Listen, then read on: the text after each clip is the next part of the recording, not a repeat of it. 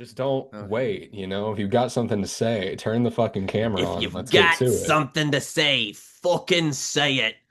Hello, everyone. Mayoral-elect Zoran Mamdani here, the internet's busiest music nerd. It's And transition today, time.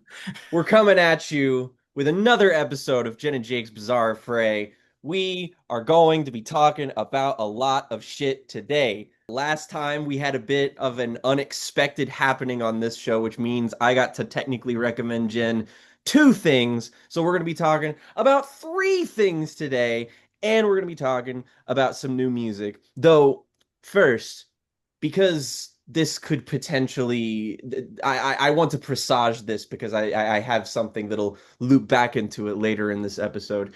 Jen, we have been talking a lot lately about some films. Some Yeah. films that you have been watching in particular. And I want to turn it over to you real quick just because man, it was so strange talking about these things with you last night and then all of the sudden my fiance text messages me and is now also talking about the same things we're talking about. And I had a brain wire like crossover moment where I was like, wait, hold on, who am I talking to? Shit. And I was like, truly, this the stars must have aligned because it seems that Halloween has yielded us discussing the oft gone back to well of Wes Craven. Don't make me do this. Okay. So what we Jake and I, one of our rare like valleys in our appreciation of art is my love of Wes Craven and Jake's amicable feelings towards most of Wes Craven's filmography. Like Yeah. I'm a huge fan of Nightmare on Elm Street and the first two Scream movies. Even the fourth Scream movie I think is pretty good. Seen most of Wes Craven's stuff. I still need to see My Soul to Take, but the reason that Craven's filmography, yeah, I see you, motherfucker. The reason that Craven's filmography came to mind was I saw that the trailer for the Scream 7 had dropped, and I did not know that this movie was still happening because Yeah, right. the last that I had even thought about Scream 7 was 2 years ago when Christopher Landon posted a bunch of tweets about why he was walking away from the project. And so to me, this thing was in development hell, and I hadn't thought about it for 2 years. Fair Apart enough. from just like rewatching Scream randomly to show it to a friend who had never seen it. But then the trailer for it comes out, and I just text Jake in a frenzy because I'm like, Jake, we're about to get peak slop. And the funny thing is that you and I have completely opposite opinions on the Scream movies, where Mhm. I hate the five and six, and those are your favorite ones by a considerable margin. I wouldn't say by a considerable margin. Like I was actually talking with Rhiannon about this morning, is that I would say that I like the first two Scream movies well enough, but I like those movies as Scream movies the best because I think that the first movie does an adequate job at trying to, take a look and, sort of poke and prod at established slasher movie tropes. And I think that two does a decent job at trying to lampoon the idea of sequels. Whereas after they tried to do, oh, we're gonna make fun of trilogies now, and oh, we're gonna kind of make fun of reboots and legacy sequels with four, and then like five and six are not good Scream movies. They're just good slasher movies to me that happen to include Ghostface. Like all of my favorite set pieces are in six, but but they to me like I still don't recognize them. Like they're not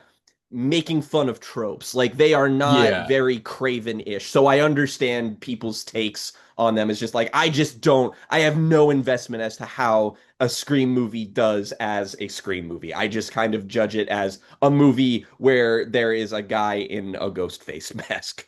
Whereas me, I get very much into the meta because I feel like Hmm. Wes Craven, Wes Craven made the fucking Last House on the Left. I have to think that him directing those movies comes from some kind of internal guilt to some extent at essentially a genre that he helped to create in the way that violence towards women is such a crux of the existence of that genre. And those Hmm. first three movies tackle that in a way that I think is really interesting, especially the third movie, which has maybe my favorite image in the whole series, even though it's my least favorite of all of them. And it's Yeah. where Sydney is walking through the set that is meant to recreate her house that's Hmm. and still being chased by Ghostface. Like that is where the postmodern and the actual tactile, like this is still a slasher movie stuff, comes at its most coalescence. And so that is why it is my Yeah. favorite image in any Scream movie. But we got to talking about Scream 7. We got to talking about the absence of meta commentary in the sixth one. And so, Jake, you had an insane fucking idea that I want you to describe to everyone because I Okay. love it. I sort of half jokingly pitched this and then convinced myself into liking the idea is that I actually was just like, this is kind of a Max Landis-esque idea for a Scream movie, but like it's not a Scream movie. My sort of pitch would be that like making a new true blue Scream film is kind of a losing prospect for me. Like out of the gate, I just don't think it's a good idea. Those movies, the more recent ones, I may like them, but there's nothing that you can like add to the sauce of the franchise anymore, and I feel like that's very, very obvious. So my like sort of reservation with the Scream movies is that like the movies just sort of failed to replicate the subversive edge that I found in the first two movies. So the way you bring that back is that you actually need to commit and do what Scream 3 teased to do, which is make it supernatural on some level. Like my thought was that basically the dry run for Scream was Wes Craven's New Nightmare, which is a movie where it takes place in actual reality, where Heather Langenkamp plays Heather Langenkamp, Robert Englund plays Robert Englund. Wes Craven is in that movie and plays himself. And there is kind of this metafictional commentary about, you know, Freddy Krueger and the Nightmare on Elm Street movies as a creation that feeds into like a demonic force. And my idea is essentially to do that with the Scream movies. Basically, the demon from New Nightmare, have that or an equivalent of that become in the Scream movies, but like make it so that they're trying to make a new Scream movie, and that's the meta of the film, in that they're trying to figure out where to take the franchise without Wes Craven. And naturally, Scream without Wes Craven really isn't Scream. So you have to come to the conclusion of you have to reach the Jurassic Park conclusion, which is the point of Jurassic Park is that you do not make Jurassic Park. The point of a Scream sequel is that you probably shouldn't make a Scream sequel. So basically, you make it about them trying to come up with ideas, but you know, in the void left behind by Craven, that's sort of the thing where, you know, the demon that would be in this film would sort of, you know, leech off of the idea of their, you know, them being a horror mascot basically gives them power. Like, you know, demons in fiction are often it's like Chainsaw Man. That's a thing in that story is that like the more people know about a concept or about a demon, the more afraid they are and the more like strong they become. So basically you end up doing that like and you know, you could have a lot of really clever shit with like you know you could like I think my favorite opening of the Scream movies other than the first one which is you know iconic set piece is probably Scream 4 because Yeah. they do that fake out so many times you actually end up being like wait is this are they finally starting the movie now like you could do that for the whole fucking movie and because it's a supernatural killer you could kind of wait for that shoe drop to happen and that's how you'd get people interested in the movie again you know like Is that people you could would be tease like that out of like, Sidney Prescott would be able to clock that something is different this time. and probably finally kill Or Sydney rather, Nev because Campbell, I suppose, would be able to clock that, hey, whoa, Ghostface is real all of a sudden. How did this happen? it's like there is so many creative ideas you could do and you could actually legitimately end up surprising people with what's in a Scream movie and that's kind of like that's what the franchise has lost is that I don't feel like any Scream movie since 2 has actually had the sauce to be able to be like whoa you actually didn't see that coming did you because you know it's just they become so kind of self-cannibalizing that they just end up being predictable and that's like such a antithetical idea to what Scream is in the first place. Like I think about the first time you watch those movies and there's so many active moving parts of you trying to figure out like to outsmart the movie. That's such an integral part of the experience to me. And that does Scream feel like 2 it's been especially lost. has that juice to it where you spend the whole movie looking for the fake out and looking for the reveal, and that movie's especially good at teasing those things out. Yep.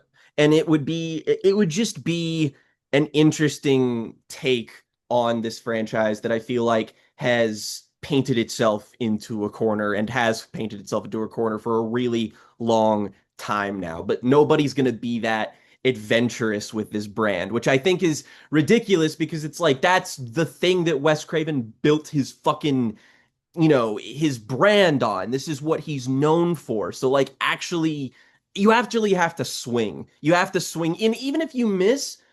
I'm like again, New Nightmare, the We first are big half swing motherfuckers. You all know this about us. like I don't actually like New Nightmare all that much because the moment Wes Craven shows up and explains the mechanics of the movie, it just kind of dispels the illusion to me. But like the first half of New Nightmare is my favorite thing Wes Craven ever made. I want swings like that. They're interesting and cool and they have something to fucking say. Having a nice little conglomerate of likable characters and a decent slasher movie is fine. I'm okay with that, but you have the potential to do so much more. Right, Scream has a reputation for being subversive and different and challenging the form, and we're just not doing that anymore. We are, but it's in pockets that are like I think the best example of this kind of writ large is probably Jordan Peele. Like I kind of feel like Get Out was sort of the closest we got to something being as culturally big as Scream that was actually genuinely, as subversive in a different way, granted, but it was the closest I feel like we've seen to just being like, hey, this isn't just a horror movie. This is kind of a horror movie that is about other horror movies.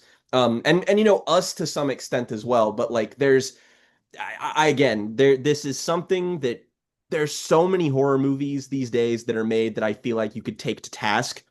You could say interesting things about them, like, make fun of elevated horror or something. Like actually like, take a big swing and piss people off. That's like, because you know what? I bet you if Scream was made today and we don't live in a world with that as context for what Scream is, I bet Scream pisses off a ton of people. People would be like, oh, they think they're better than all these other slasher movies. Blah, blah, blah, blah, blah. And it's like, fucking whatever. But like, be incendiary, damn it. Come Yeah, like on. try. Just try. Anyway, I don't want to talk about Scream 7 anymore because fuck Skydance You. and Free Palestine. Um, A fucking men. Amen. let's get to it. We're gonna start our album reviews this time with Aesop Rock's new album, second album of the year. I heard Yeah. it's a mess there too, which I actually do kind of want to start out talking about this album by talking about it in context with it's not been marketed as such in any way, but what is basically its sister album, the May release Black Hole Superette.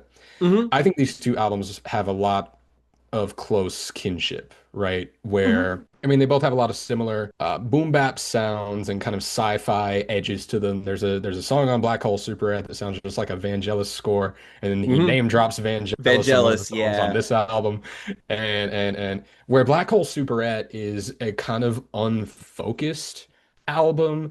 I heard it's a mess there too feels like it has a lot more going on under the hood with what it's doing aesthetically in the very titular idea of mess, right? And of just being in this kind of constant state of unease. And Aesop reflecting all throughout all these songs about different kinds of unease, both in the modern day and at different parts of the life of a human being. Like, take, for example, the song Bag Lunch, which to me is all about just like being a child on the cusp of realizing how messy the world is and how Hmm. bad things can get and not really being prepared, but seeing the end of naivete coming in the distance. And I think that's kind of what this whole album feels like to me. Hmm. So, I mean, you tell me, you've been a much more well-read Aesop rock listener than me. I'm a big fan of integrated text solutions, but there's still a bunch of that old stuff that I need to go back and listen to. Listening to these two back to back has been more Aesop than I've ever listened to at once. So tell me, as a person with a little bit more of his history behind you, where do you think these two projects, and especially I Heard It's a Mess There Too, are coming from? Well, it's funny you kind of loop in Black Hole Superette because that's been an album that I've like meant to get to all year. And I was just, it's a little on the longer side, but like a couple, like 2 weeks ago, I was like, I finally sat down and listened to it and I was like, wow, yeah, this is great. Finally checking this off the list. And then like a day later, he surprise drops a new album. And I'm like, son of a bitch, I can't catch up on anything. God damn it.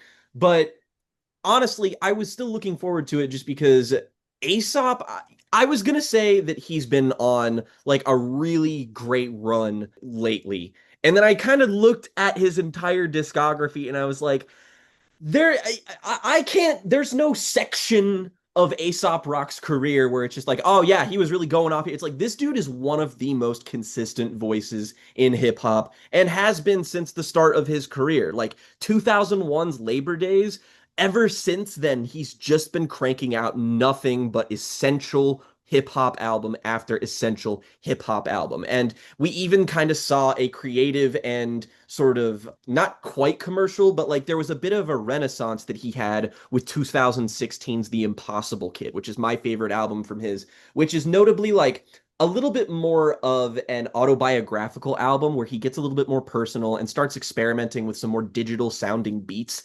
And from that period onwards, it feels like he has kind of been slowly rebuilding who he is with the tools established in The Impossible Kid. And like with 2020 Spirit World Field Guide, we saw a kind of conceptual attack on the idea of, just there was a bit of COVID stuff in there, a lot of stuff about isolation, some stuff that was talking about the fact that, before the pandemic, he was out on vacation and like traveling the world. So there was a kind of again a guide-esque sort of quality that that album had where he was sort of imparting wisdom to fellow weary travelers. And integrated text solutions was this really interesting, very conceptual album that I feel like was the most successful he had been at actually integrating a concept into his concept album works, and he did so really really well.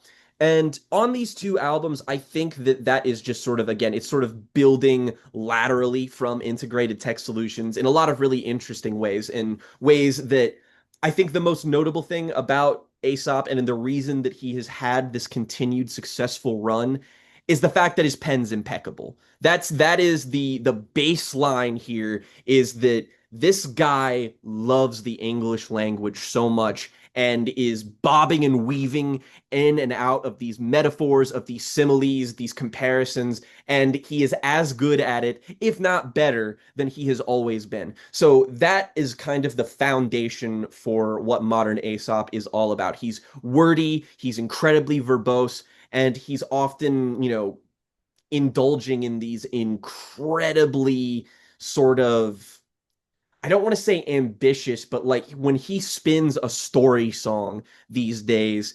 it's about as good as any classic sort of hip hop storytelling song can be. Again, integrated text solutions did that really well.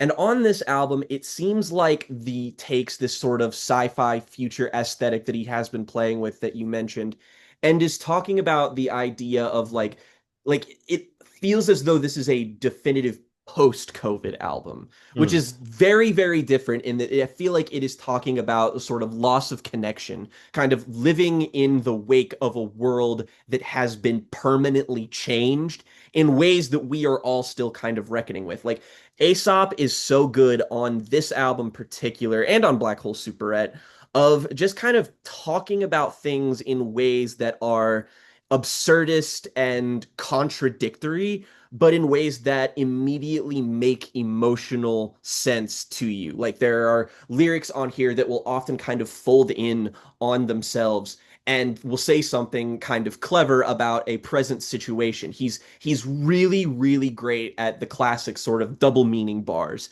And there's also just a sense of I guess kind of camaraderie on new Aesop albums. There is a character at the center of all of these, embodied by him, that is very much looking out for other people. One of my favorite lyrics Mm. on here is the very simple, must not sleep, must warn others, is the idea of just sort of trying to build a community. And what I think Black Hole Superette is that it's kind of that. And then this album is kind of a sister album that is displaying how difficult of a task that really is in a world like this. And aesthetically, I don't find it to be as adventurous as the previous record, but I do find it more kind of aesthetically consistent. It is an Mm. album that is built atop very simple pleasures. These boom bap beats that are a little bit more digital sounding, but they have really solid sort of just, identifiable construction that feels like it is acclimating itself to songwriting that maybe is a little bit more hook oriented than he is typically, which is something he's been flirting a little bit more with since Spirit World Field Guide. And I feel like that is sort of the focus on here. And, you know, again, the beats are largely kind of uniform and similar. I wouldn't say they are as creative as his proper stuff has been, and thus this has connected a little bit less with me. But I do still think that like the bass lick samples on all of these beats, ooh, they're There's a tasty. lot of Oh, very groovy, very eerie mmm. bass playing across this whole album. The bass is just always kind of a presence, and there's a lot of plucking strings that aren't necessarily bass, but like on the first song, Crystals and Herbs, these plucks sound like they're right out of an old video game, and that's kind of where the Yeah. sci-fi aesthetic comes in. But I really do see listening to this and then going back to Black Hole Super was very interesting for me because I wasn't expecting Black Hole Superette to be as loose. I want to, Hmm. but my favorite moment on that album is not even one that's about the concept at all. It's just the one, Johnny Something, where he tells a story that may or may not be autobiographical about going to a guest speaker at college who he can't even remember the name of, but telling this whole story about how this guy inspired him not just with the art that he was presenting, but about him telling a story about going to see the documentary When We Were Kings about the Rumble in the Jungle. And the whole second verse of that song is just him describing going to the movie theater and seeing that movie. And then the third verse is all about like, yeah, whenever I put it on, I just think about this guy whose name I can't even remember, but like that was a genuinely meaningful moment for me.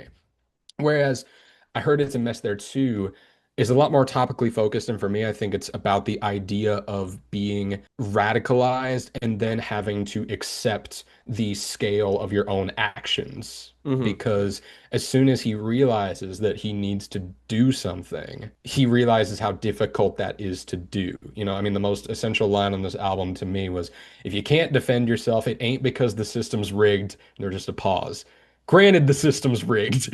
Granted, the system's rigged. That No. and also like again to continue with this theme of radicalization, it comes in through a lot of his performances, right? On the cut, he sounds like a doomsayer street preacher in a cyberpunk wasteland. We've That's had my so favorite song on the record, I think.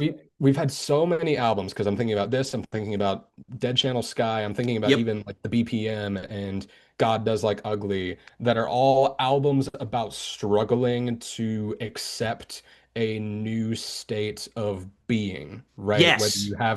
Whether you have the direct ties to science fiction that is meant to be a little bit more metaphorical like this, and especially Dead Channel Sky, or whether you have the direct personable approaches that we get on the BPM, which we'll talk about in a minute, and God Does Like Ugly, where the whole album is kind of textually about the artist reckoning with a new state of being that they are entering. And here with Aesop, that is about the inability to look away Mm. from whatever it is that is disturbing you. And that is a dangerous pleasure, right? The ability to look away is what causes so much privilege to exist in the world, and it's what causes so much skepticism to exist in the world. But this album is all about not wanting to look away and Precisely. about what you do with that impulse.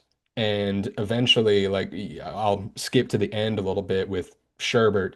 That whole song is all about still, even after you've realized all this stuff, the idea of conspicuous consumption. Hmm. And the idea that you just want to get back to being able to like kick back and not worry about any of this anymore. But you can't be the hero yet. You can't save the world in a day. And that's what so much of the, again, the theme of entering a new state of being comes from, at least to me, the most, is this is an album, to use the Joseph Campbell circle of it all. This is an album about noticing the threshold for the first time after you've accidentally stepped through it. Yep. And so much of the sonic ideas of this album reflect that, where there's always just something about the sound on a lot of these songs that's a little bit off, right? Yeah. There's always just that little flat note on the pluck of the bass, or those staccato piano notes, or the synths that just don't sound quite right for the type of music that this is. And that all lends to this kind of subtle unease that this album is about, where I mean, so much of this is not very far removed from the sound palette of integrated tech solutions, which is a lot more like high Mm-mm. concept. But this is not a high concept album to me.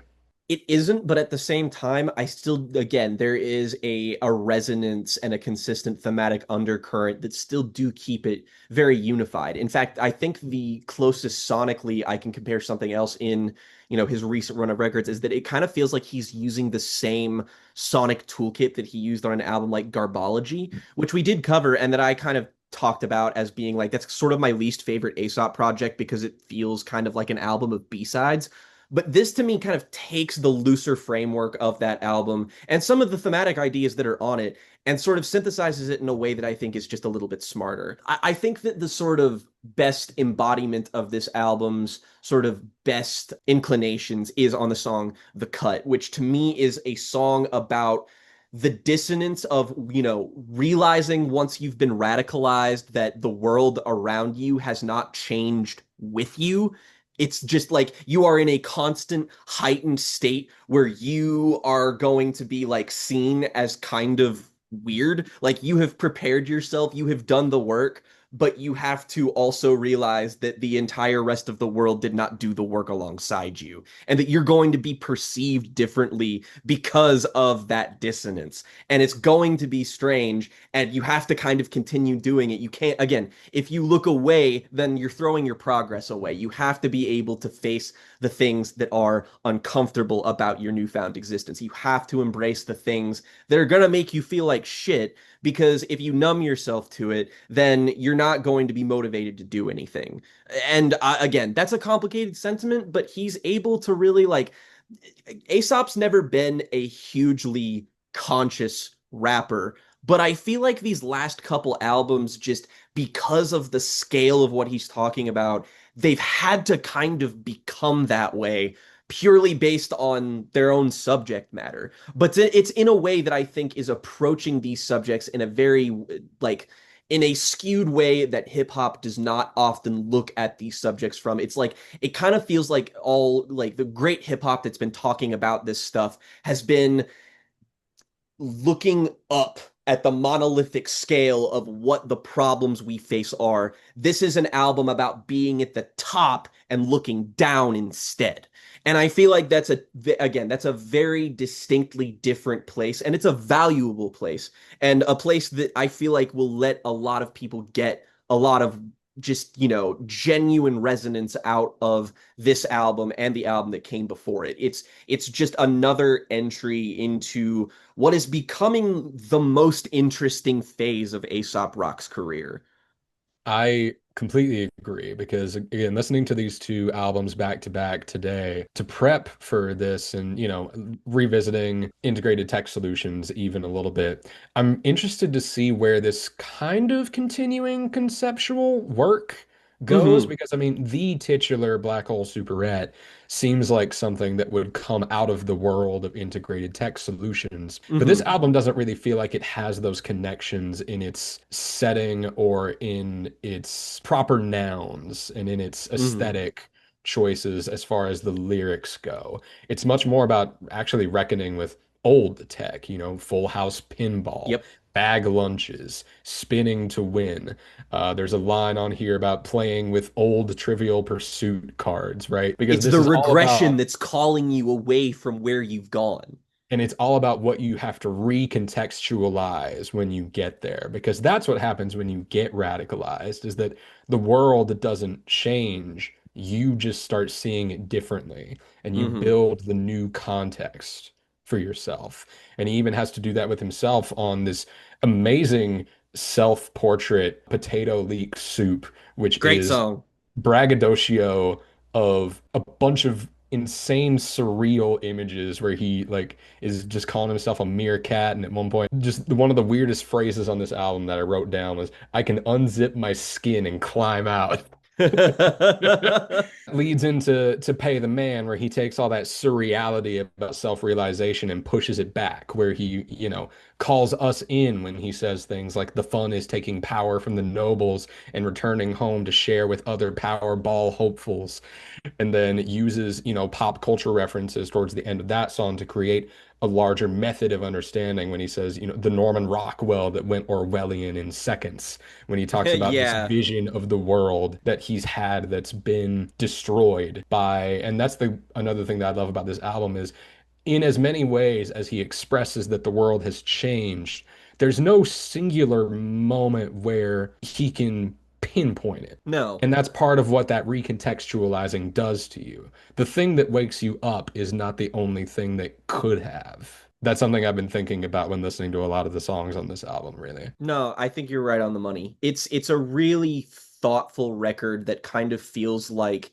the songs on here could have been taken from like B-sides from like his last four albums, but his last couple of records have been so thematically in concert and kind of feeding into one another that it works. Like at the end of the day, it's another unified, thoughtful take on the state of affairs from Aesop Rock. And it's just, I'm continually surprised at how this guy manages to continually expand his artistic horizons in a stage of his career where that's like not necessary. Like he's got a built-in audience. He could coast off of dropping solid projects for the rest of his career, but he seems to just get more ambitious and hungry the older that he gets. Because again, there is no less thought put into these bars than anything he made like literally more than 20 years ago. Again, this is a guy who if you don't love the idea of kind of unfurling these lyrical thorny ideas in ways that again like you kind of have to be a writer or some kind of like you have to appreciate on some level like you got to dig a little bit with Aesop stuff. He makes you work for it. But the reason he's one of my favorite artists is because I appreciate that. I love artists who make me have to put a little bit more effort into my analyzation of their work. He trusts his audience well enough to be able to uncover his weird ass way of writing. And yeah, it's a barrier for entry, but it's a very worthwhile entry to barrier. Yeah. Oh, absolutely. I love the way that you expressed that. And something that I want to say, because we did mention Aesop Rock in our Greatest Rappers video, but I just had an insane thought about the way that he writes that I didn't say Hmm. then that I should say now, which is that there's kind of a Anthony Kiedis appeal to the way that Aesop Rock writes, which is just that sometimes words are together because they sound good and not necessarily because it makes sense to put them there.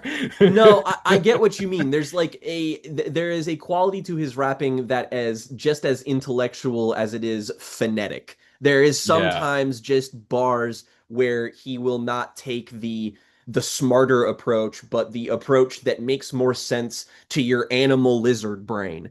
And I do feel like that's something he's getting better and better at. And as he again expands his what he can write about, I almost think those moments are sort of necessary because it lets you kind of lock in a little bit more. It lets you sort of latch on to these little ideas that make you feel more invested as a listener so that you can parse through the denser like stuff that actually does require you have to really think about it a little bit more. Hmm. But it's all in concert with the absurdity of what he's talking about too. Like even if some stuff doesn't make some total sense, it makes sense to you emotionally. Yeah. And in the same way that like, a great R&B singer hitting an extra little, vocal melody in there is just as impressive as to me, as the way that Aesop Rock will occasionally write a line like race for the save screen or say la vie. But that makes sense textually. Where Aesop Rock is really challenging me is when he says shit like in eyeglasses thick enough to start a fire next week. Buddy, I have no idea what you're saying, but I want to It's figure it out. And because that's what the Aesop Rock is sunlight goes about. through the lens, and if the glasses are really thick, it's gonna take longer to start the fire if the sunlight's shining through it. Maybe. But I don't know. he's Maybe it is. and Uh, that's again that's he writes English lit porn raps basically is what I'm saying. I should also shout out because I think we're getting to the tail end of this. I think the one Aesop project that I have listened to that you have not is a collab album that he did called Hokey Fright with this anti-folk singer that as soon as the album Yeah, came I've out, not the heard two of this. them immediately had a falling out and never worked together again. But Oh it's a great no. album just because their vocal range against each other is so dynamic. Again, it's that Jefferson Airplane appeal where you have Aesop Rock flows against this very flowery and soft female vocalist. And it works together to create this really interesting sonic contrast. And I just want to shout that album out because Aesop already has a dense discography, and that's one that Oh gets yeah. forgotten about a lot, but that's one that I love. Interesting. I did not know that this existed whatsoever. I'll have to check this out. As far as I'm considering this two thumbs up for Black Hole Super Red, and I heard it's a mess there too because Yeah. we missed Black Hole Super Red, and I feel like a lot of people slept on it. So I was glad to put a little bit more emphasis on it than maybe I thought we were going to at first, just because I think it's important that people hear both of these albums this year. Yeah, I mean he is on a like I'm genuinely struggling to think of somebody who has a better pound for pound discography this decade. Like starting in 2020, I don't really think there's a hip hop artist who's competing with Aesop for like just the amount of great albums and the heights that those great albums reach. Like, fucking pump out some more, guys. Like we're waiting. Like I would love for Aesop to be dethroned because that just means we get more great I music. mean, my only competitor as far as strictly 2020s would go would be Gais Guevara, who also put out two great albums within a few months of each other this Yep. year. But it's that is neck and neck for me if you had to ask me of like who's got the best 2020s output And is you those got, you two. know what? Those two would make a killer collab. They would make a really interesting collab, man. I would be on that shit. But yeah, thumbs way the fuck up for both of these albums. Featuring very high on my favorites list this year. So that takes us to our other album that we listened to this week. And I just want to say before we get into Sedan Archives, this album in particular feels like a nice full circle moment for some of the albums that we have chosen to review for this show throughout our not all that long lineage of doing it. But Hmm. I think about this in kinship with the Jane Remover record from the first episode, and Mm-hmm. also from the Nina Geraci album, which we didn't talk about on the Yes. show, but that's also one that I've been listening to a lot this week. Yeah. And, even D'Angelo in the last episode, where now for me, this kind of collision, this is called the BPM by Sedan Archives.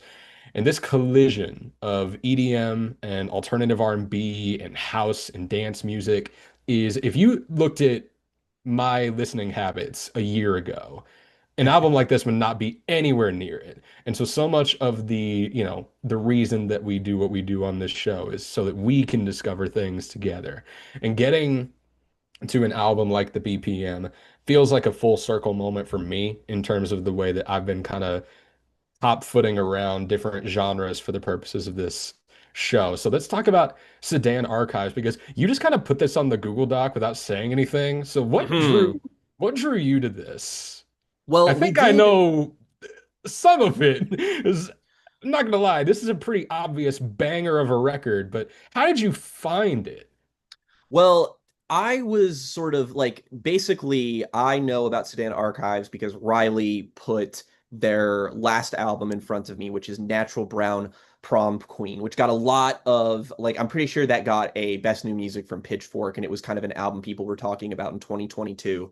But it was a record that really felt like the main sort of personality behind this name, that being Brittany Denise Parks came onto the scene in 2019 with a debut album, Athena, which was a, very, very likable combination of alternative R&B and pop music. But Natural Brown Prom Queen sort of came in, and it's just this grab bag of art pop, hip hop, trap, neo soul, all of these different sounds coming together and just sort of being unified in a way you don't often see. And I was really into the sound of that album. And I was like, this is an artist that, like, I'm not fully in love with Natural Brown Prom Queen, but this is definitely somebody who I feel like has the capacity to grow and go in any possible direction just because of the variety of sounds that she was synthesizing. And on the BPM, we see like this album cover really kind of tells you a lot about the ethos of this record. You have Brittany sort of propped up, and like all of these chords are kind of plugged into her, and it's called the BPM. So it's like this is going to be an electronic dance record to some extent. And that wasn't absent on the previous album, but this is very much a like this is for like an alternative R&B artist, this is the OK Computer to Kid A pivot, where it's like, yeah, the same people made these albums, but this is so different and abstract than what they were doing before it that it feels really risky.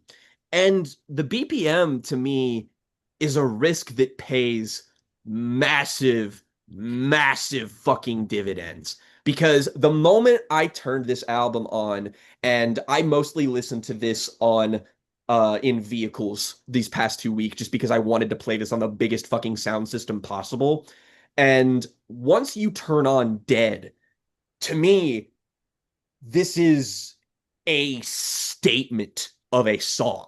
This song, like, this also incorporates glitchy sort of textures into it that feels so all encompassing. Like, the bass on this album and on this song is robust. These electronic programmed drums are as good as you will ever hear this instrumental idea utilized. Dead is this massive, like, almost drum and bass inspired song that feels just it's cavernous. The way that she uses her kind of ascendant, almost falsetto vocal harmonies as the kind of lead in here, but then you get those like glitchy sort of textures that pop in and just the massive fucking boom boom boom boom boom boom of the beat.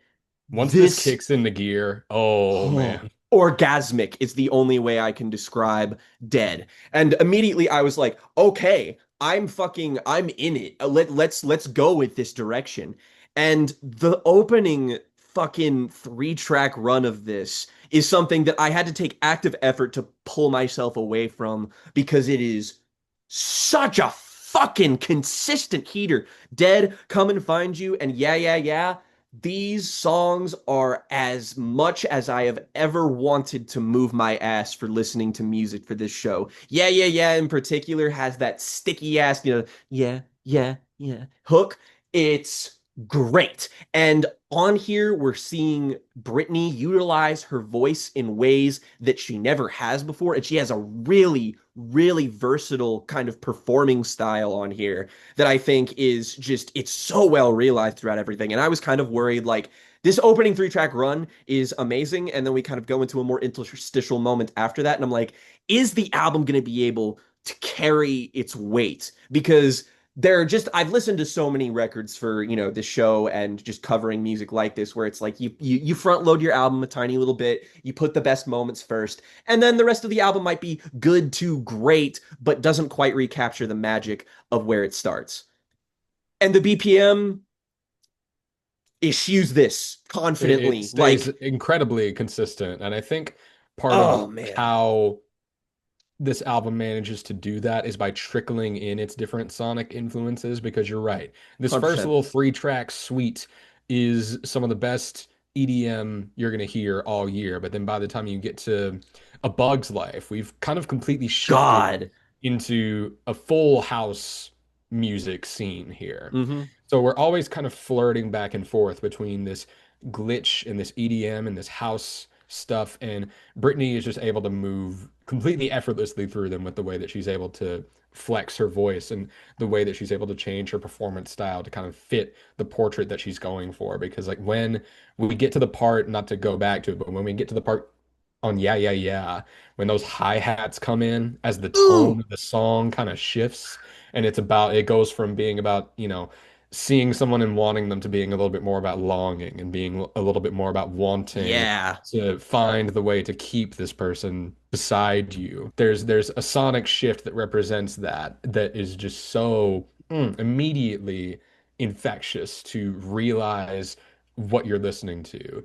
And then by the time you get to My Type, one, bi rights, bisexual people are making some of the best music out there right now, ain't they? One Uh, one of my favorite fucking lyrics of the year is when I think it's on Yeah Yeah Yeah where she says like she is sort of describing her own sort of sexual and seduction prowess and says turn a straight fella bi, which is just fucking hysterical. Like crazy work, but also I'm very very here for it. This is a horny album. Men, women, like to me, this carries over the energy of Beyonce's Renaissance and then mm, takes it and melds it with Kalela and Frank Ocean and makes it this synthesis of the most exciting and cutting edge elements of electronic dance music and R&B, house, soul. It has the edge, it has the warmth of some of this, but with the electronic sort of emphasis that this album has,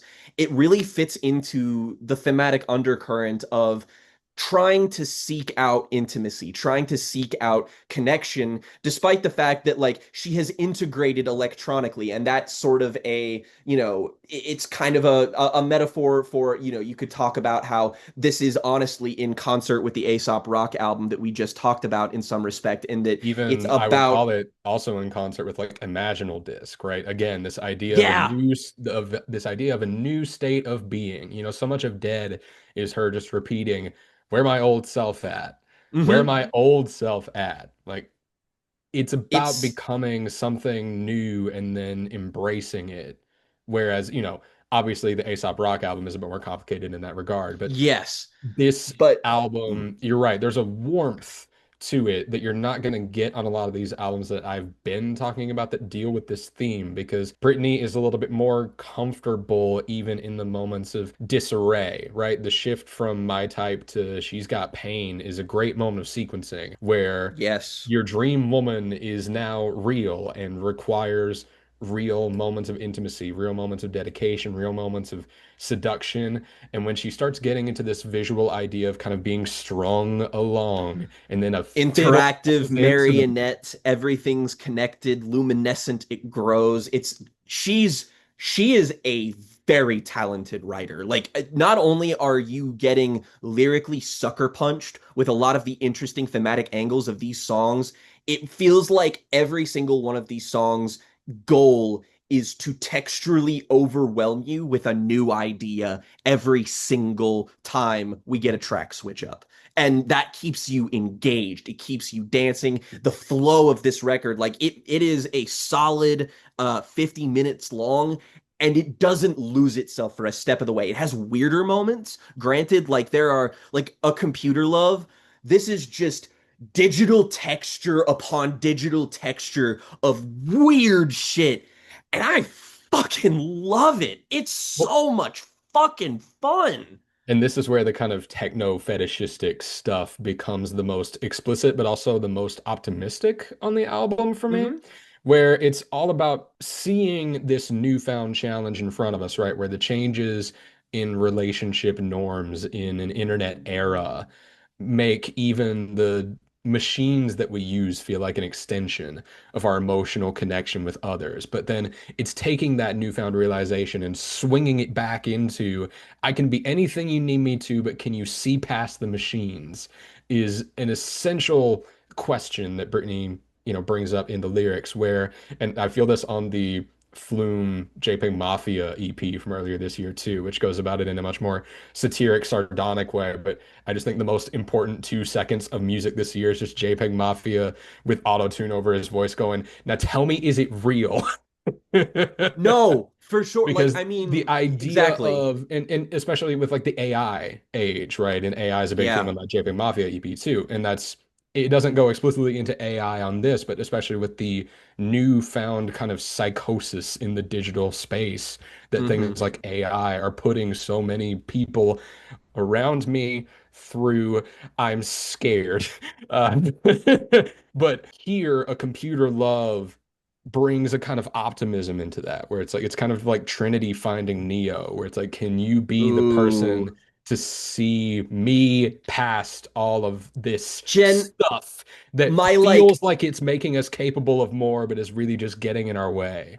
my byline for this album last night is I was like, this is the shit they were bumping fucking in Matrix 2 in the cave in Zion. This is the music that they were listening to in every respect. And it's, it's sexual energy, but also there is kind of a collision of human and digital. And like one of the strengths of Natural Brown Prom Queen was how warm that album felt. There's like a crisp element to a lot of its instrumentation that it blends with a lot of, digital stuff.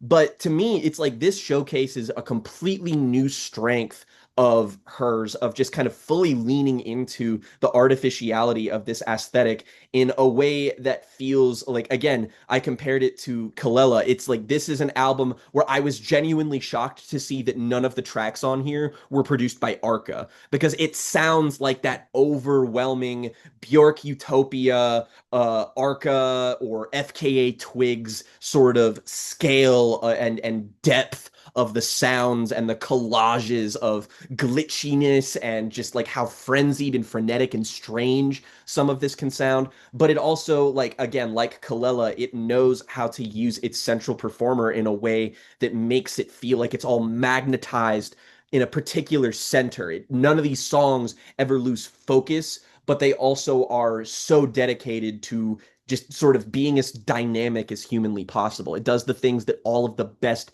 dance albums do, in that it balances repetition and like steady grooves atop trying to change things up enough so that whoever's listening to it doesn't get bored. This is an album that is constantly, like, in a way I think is really really positive. It's almost antagonistically trying to get you to shake your ass. It's fighting you to be like, if you're not moving right now, you fucking need to be. And Well, it's I the titular respect that. concept, right? The Hmm. BPM is the power. And that's where I think, again, the optimism of this kind of reckoning with technology comes to the forefront because, like, yes, all of this stuff can be overwhelming and can obfuscate us from what's really important. But this is still a tool that we can use to do good. And the BPM, the song, but also the album as a whole, is all about music making you feel powerful, making you feel capable at the end of the day. And the technology that goes into that, allowing us to take things in different directions, and that being a kind of exciting thing. And again, the kind of blend of the old and new with the house influences make this the warmest of these three big dance records that I've been talking about kind of in conversation with each other. Because they, again, love Nina Geraci, love Jane Mover. Love, This yeah. is the warmest that I feel of the three, right? Because it has the most pure optimism about the power of the music. Yes, I think that this album builds to an incredible fever pitch with, like, again, This album really doesn't lose steam for me. The only time where it is anything less than the top of the line when it comes to dance and pop music that I've heard is, its moments where it is willfully doing something that's more interstitial, like on songs like Touch Me, which I still think contribute to the thematic core of the record in ways that are satisfying. And also, just again, it never relents on its inventive production. But its last true moment of like, show-stopping beauty, both in writing and in sound, to me is the penultimate track, Noir, which it's this song that's about experiencing intimacy and kind of fighting it every step of the way. It's about how complicated it is and how, just be like intimacy is not a solved equation. It's not something that it's not a yes or a no question. It is this instance of connection with someone going to work out for the both of us? And, like even if we think, even if we're attracted to each other, even if we're on each other's emotional and physical wavelength, something might come between us and we need to be able to overcome that. And like, but also, does this mean like, is this more representative of the fact that we might not be compatible? There's so many thorny kind of interesting statements in here that like I really am captivated with. Like the writing's never complex, but its simplicity is used to kind of constantly fold in on itself in ways that contradict itself, that yield a kind of different meaning that I think is really kind of essential to what this album is trying to say about blending artificiality and humanity. And to me, like, not only can I just not stop saying so many great things about this album, to me, I think this is the most forward looking and generally the best dance album of maybe the last 5 years. Before this, I would have told you that it would be Jessie Ware's That Feels Good, which I still absolutely adore. That fucking record front to back. It's an incredible album with incredible production. But to me, this is an album that, like, that's an album that's focused on the past. It's rooted in new disco. It's rooted in, its influences, and that's fine. It capitalizes on them so well. But this is looking forward. This legitimately sounds like dance music from the future. The last time I felt like I was listening to something, like, I think maybe Charlie XCX's Charlie album is maybe another time where I felt like, wow, I'm listening to music from the future. And this is the same feeling I got here. Like I think this is one of the best albums of the year, and frankly, I think it's one of the better albums in its niche of this decade. Like really, I can't say enough good things, truly. Big, big, big, big, big love to the BPM. This is very high on my list for the Yeah, year. and We honestly, might get higher. I may bump my incredibly high rating up because I this really captivated me. I we won't don't lie. have incredibly concrete plans for an end of the year video, but I do want to do something for the end of Me the too. year as like a separate episode, and this is definitely going to come up when we do that. It shot its way into my top five, and even as I'm looking at it now, I'm like, I don't know, feels a little low to me. So, like, and this album is doing well critically. Like, it's doing okay, but it's not getting the push that her last album was. And I do see why. It is definitely a more specific kind of album that probably does not have the wide-ranging appeal. But for the love of God, give this a listen. Like, oh, holy shit. This is the best sounding, and just like if you want to consider the entire EDM umbrella, this is the most I've liked an album like this since Porter Robinson's Nurture. That's one of the biggest compliments I can give an album at this point. Mhm. All right. Thumbs Big, up. big, big, big, big, big. Okay. I feel Yeah. like I need to do a vocal warm up. That's going to take me back to high school. Uh Jen, So why? I'm not elaborating. Why? I'm going to tell you. I'm going to tell you.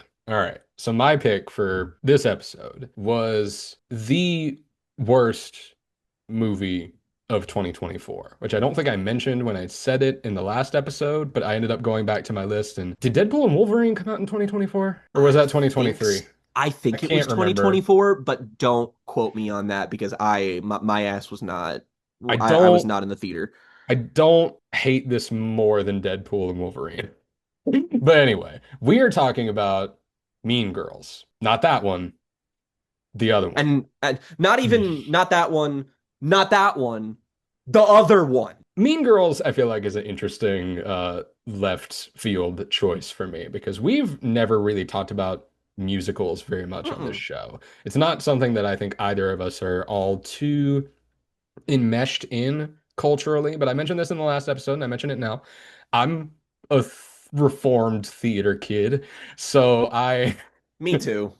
so I have a pretty good, not a pretty good, but I have a lot of opinions about a certain period of popular musicals.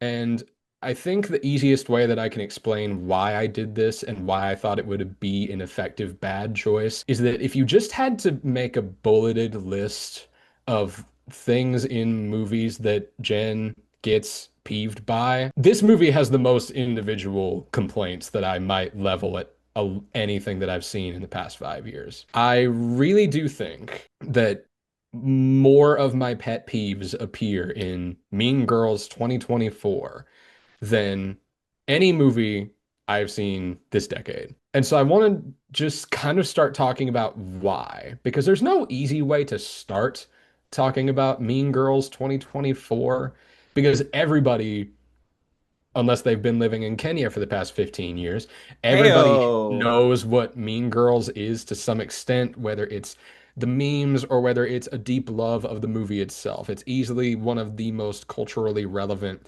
movies of its era for the Kind age of group that it crazy how much it's concerns. endured, honestly. And it deserves it, right? I watched both of these back to I back love to the original prepare Mean for Girls. this, and Great movie. I love the original Mean Girls a whole lot, genuinely. I think it's a fantastic, very funny, very clever movie in many respects.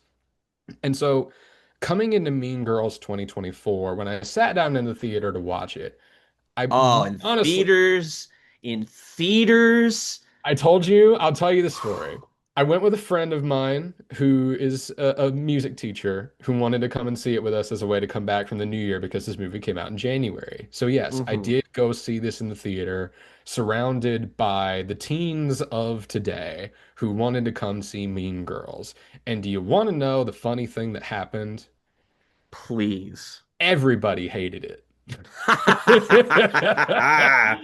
All of the children thought it was ridiculous. And there's one specific reason that probably has more to do with anything, which is that, man, some of these bizarre filmmaking choices in this movie, there are shots in this movie that are so unbelievably bizarre in terms of timing and composition and length that I can't blame the kids for making fun of it, which normally I would be a little bit just in general like, ugh, you're disrespecting the form if you see something weird and you just go, oh, that's weird. But no, I'm with them on this. This is a strange movie visually. Everything about it is strange to me. It just kind of has this cumulative effect where all the visual choices that it makes add up into this bizarre cavalcade of ugly and doing too much, like overstuffed, just kind of all over the place and indirect. It kind of feels like a Baz Luhrmann movie from gay super hell, where Fuck. so, for anybody that isn't familiar with the story of Mean Girls, it's about a girl who comes back from being a homeschooled student in Kenya and starts going to an American school and is immediately swept up into the social dynamics therein, especially this group of girls referred to as the Plastics, who are the queen bees, which I think the story of how Mean Girls came to be is actually really interesting because Tina Fey was inspired to write it by a self-help book. Interesting. I actually didn't know that.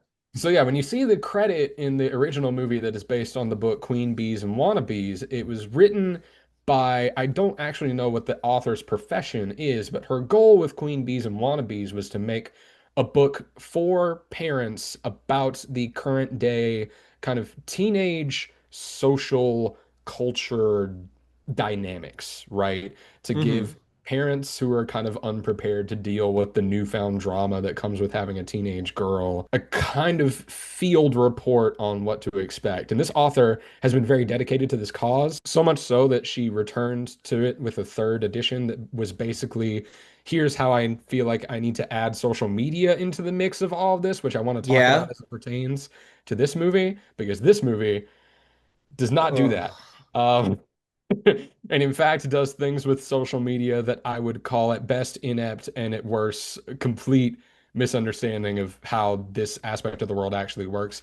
And I say this as somebody who works with kids, right? I say that Mhm. as an educator. That is what I've done for my work in some respect for the past 4 or 5 years of my life. That's what I went to college for. It's what I'm doing right now for my day job. And so I that's also part of the reason why I wanted to do this is I have a vested interest You have in personal teen stakes in the culture. I subject have matter. personal stakes in this, right? I have to know what 6'7" is. I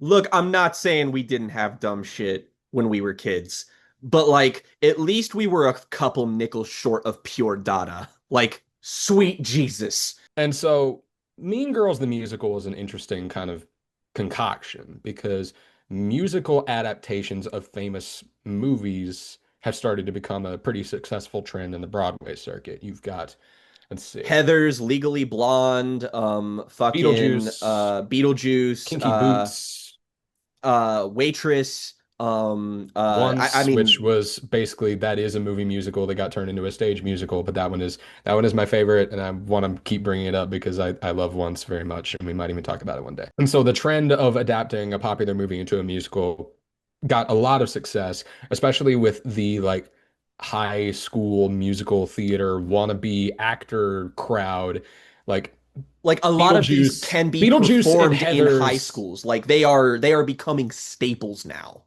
Yeah, yeah, yeah, yeah. And so like Beetlejuice and Heathers especially were like really big in at my school's high school theater troupe back in the day when those were coming out. And so Mean Girls feels like a natural progression because we're moving a little bit along in the natural timeline of events here relative to when these shows are being produced. You know, you give something 15-ish years and then you take a crack at the musical adaptation if you want to buy the licensing rights from whoever owns the copyright. And the thing about Mean Girls, the musical, the stage show, is that it is also bad Yep. because I mean, I'm not just going to front. A big problem that I have with this movie is that a lot of the songwriting is just Songs completely suck. songs Flatly, the songs are bad. They are the badly songs written. They are suck. badly performed. They just complete non-starters, every single one of them. And they take so many of the movie's visual ideas and expands on them and simplifies them and just like hammers them down into flat nothing. Because if there's one recurring image that I love in the original Mean Girls, it's when Katie is talking about how this reminds her of how things would go if she was still in Kenya and all Hmm. the kids start acting like wild animals and there's all the animal sound effects Sound going effects, on. yeah, yeah. And they tried to adapt that dynamic in this movie with a couple of moments musically that just don't hit it all because trying to move these from visual metaphors into catchy pop songs is not working. And that's another thing that I don't like about this movie is listen, I'm a bit of a purist. I don't like my show tunes to sound like pop songs.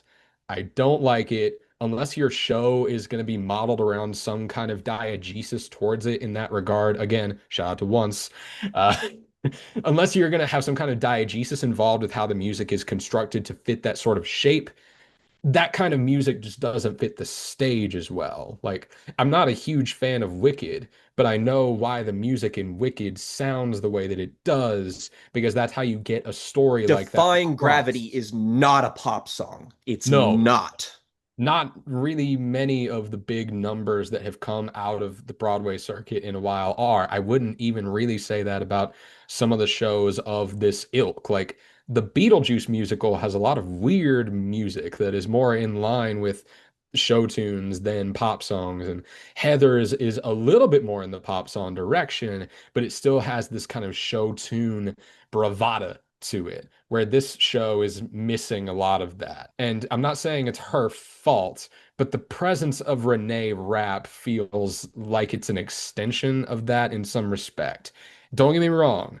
I love Renee Rapp's performance in this movie.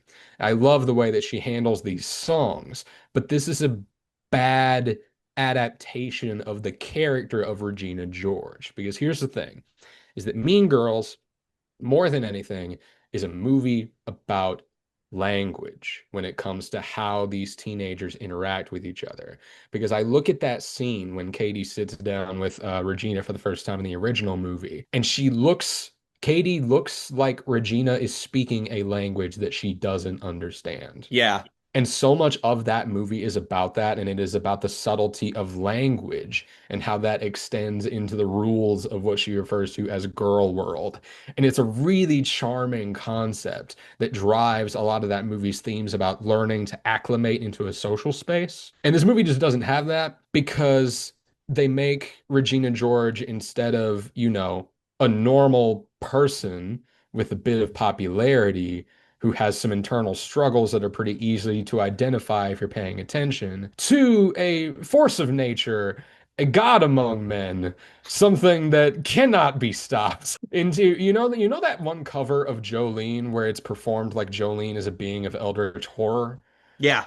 So Yeah, I much do. so that the lyrics are rewritten so that Jolene has like 200 eyes or something. Yep. That's a That's good what they one. do with Regina George in this, and it just doesn't hit the same. It makes so many of the themes that the movie is going for, again, feel more elementary, feel more childish, feel less helpful to the people that this movie is supposed to be for, in a way. Because Mean Girls, the musical, is not a movie about exploring the lives of teenagers. It is a movie about how much you love the movie Mean Girls. Yeah, pretty much. So, Jake, what did you expect from this going in, and how quickly did you realize what you were in for? What did you know about this before watching it as well? I guess I should ask.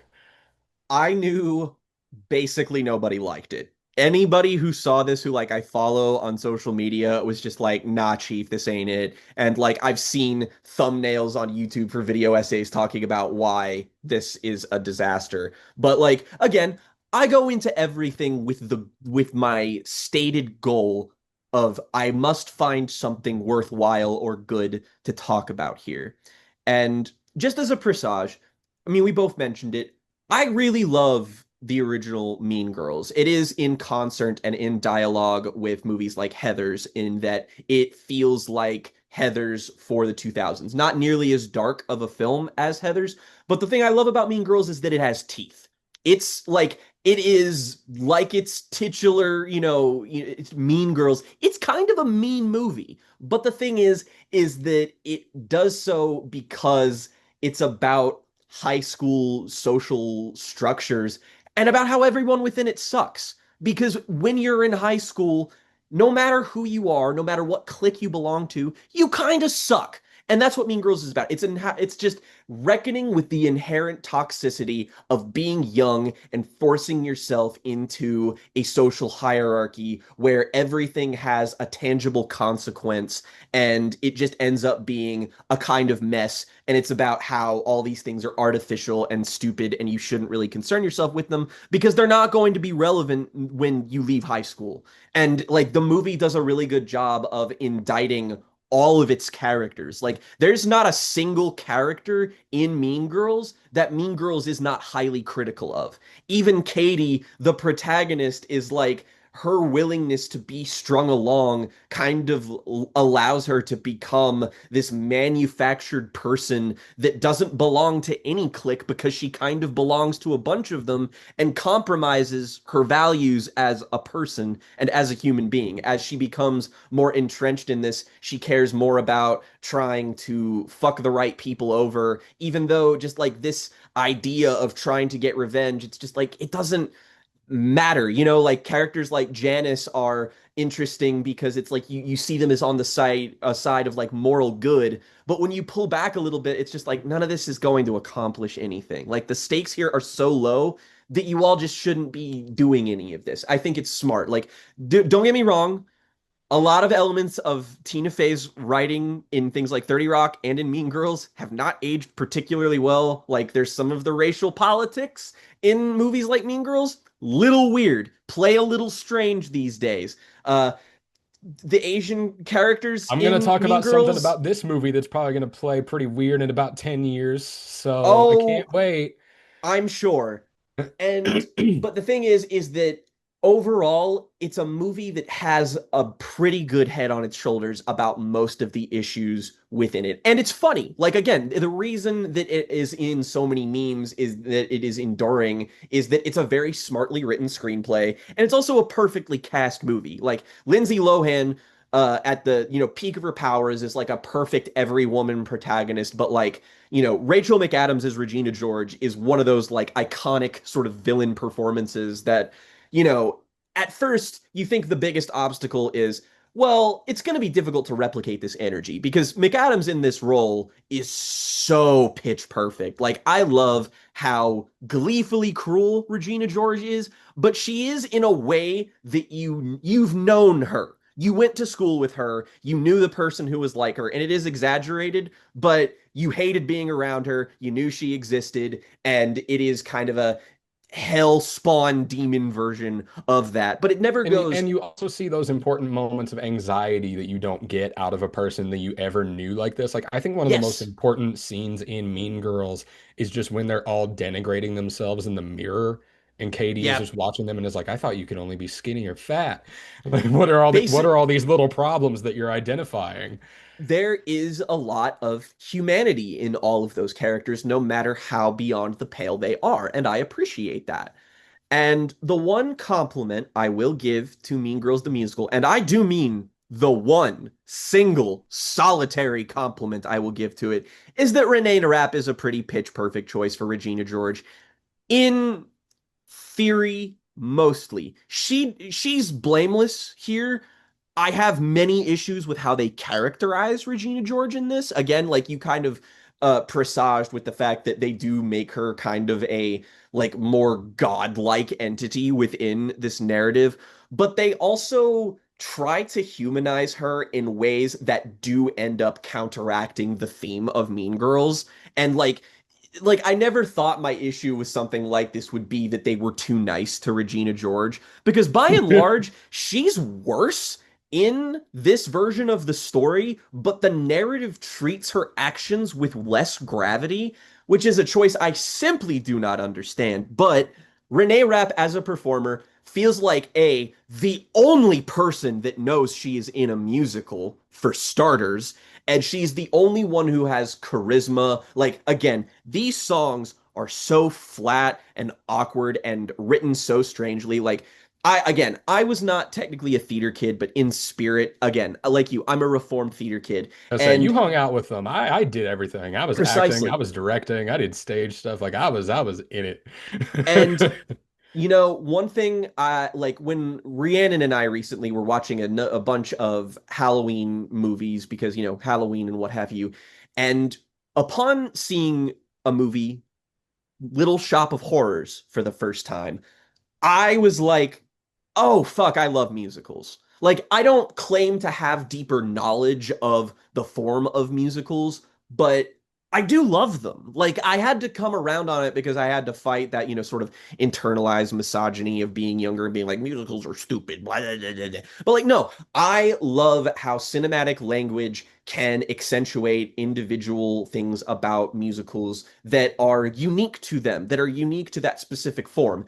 And look, I know it's not necessarily fair to compare it to something like Little Shop of Horrors, which is like we have a group of talented people who are doing what they're supposed to be doing in reference to the medium of musicals, but also like it's fucking Alan Menken behind the fucking songs in it. Like, it feels deeply unfair to compare anything to that.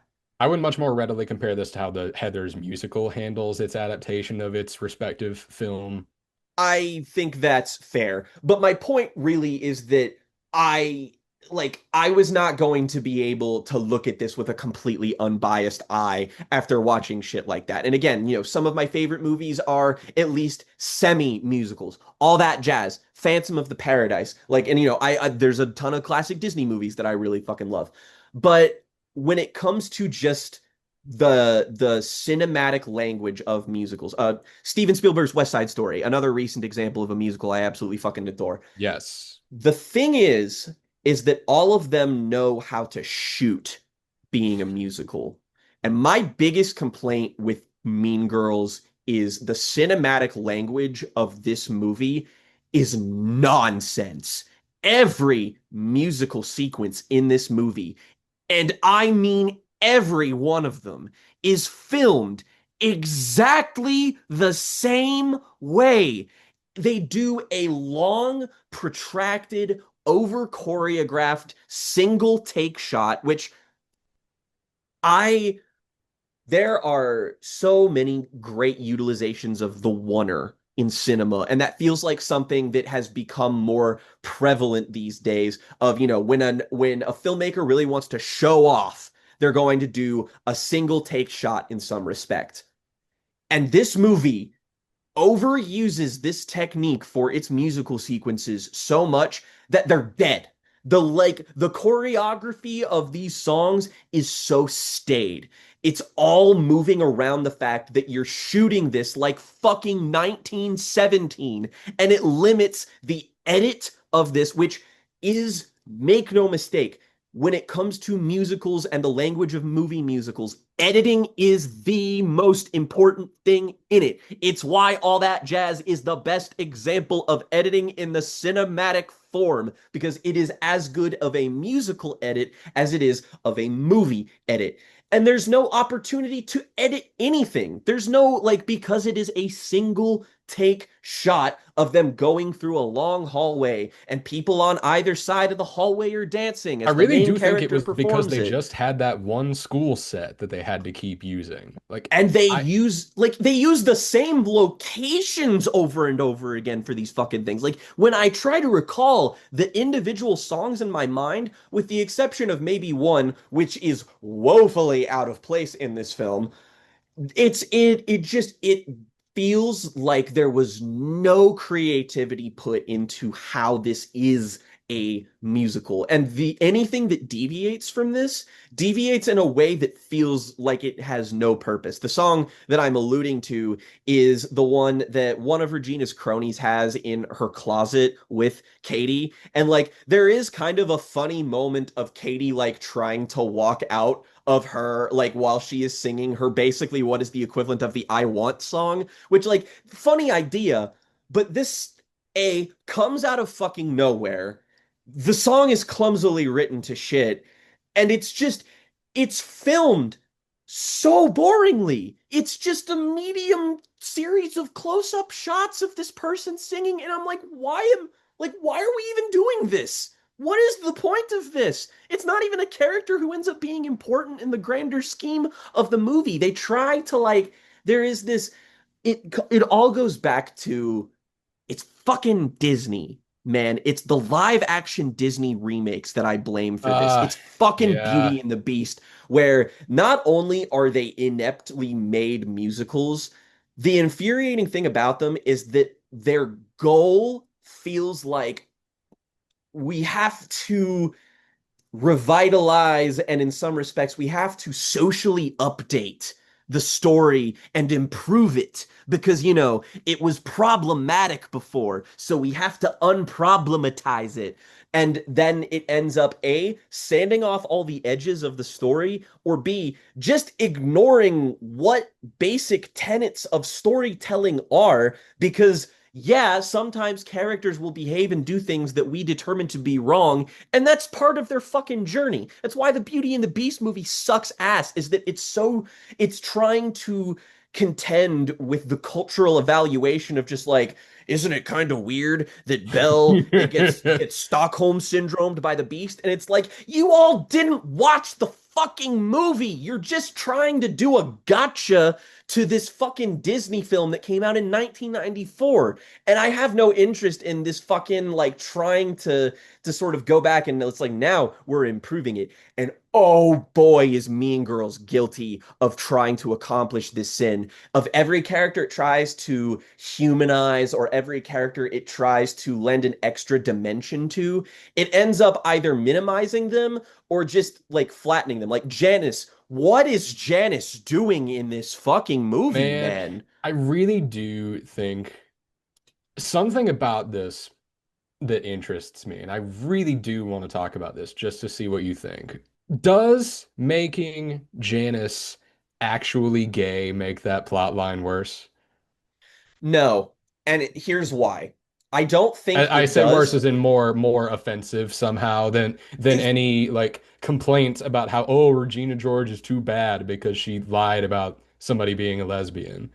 Notably, in the original film, Janice is a character who wants revenge on Regina George because she spread a rumor, because they used to be friends, that she had a big lesbian crush on you, as they say in the original film. And this ends up ruining her social life. But with the presentation of Janice as a character, her style, her fashion choices, her behavior, like whether or not they realized it, they queer coded the fuck out of this character. And at the very end, they kind of lazily stick her with a guy to resolve the conflict. To me, it's very Breakfast Club-esque in how it's like Yeah. everything leading up to a certain decision is really ahead of its time, and then they regress in this one area where it's like, that's not cool. But then in this, Janice's narrative importance is severely diminished in the overall story, but she is made to actually be queer, which it creates a weird amount of cognitive dissonance because, like, I think it is hysterical that this movie tries to behave as though Regina George is not a raging lesbian. And she's played by Renee Rapp. Like again,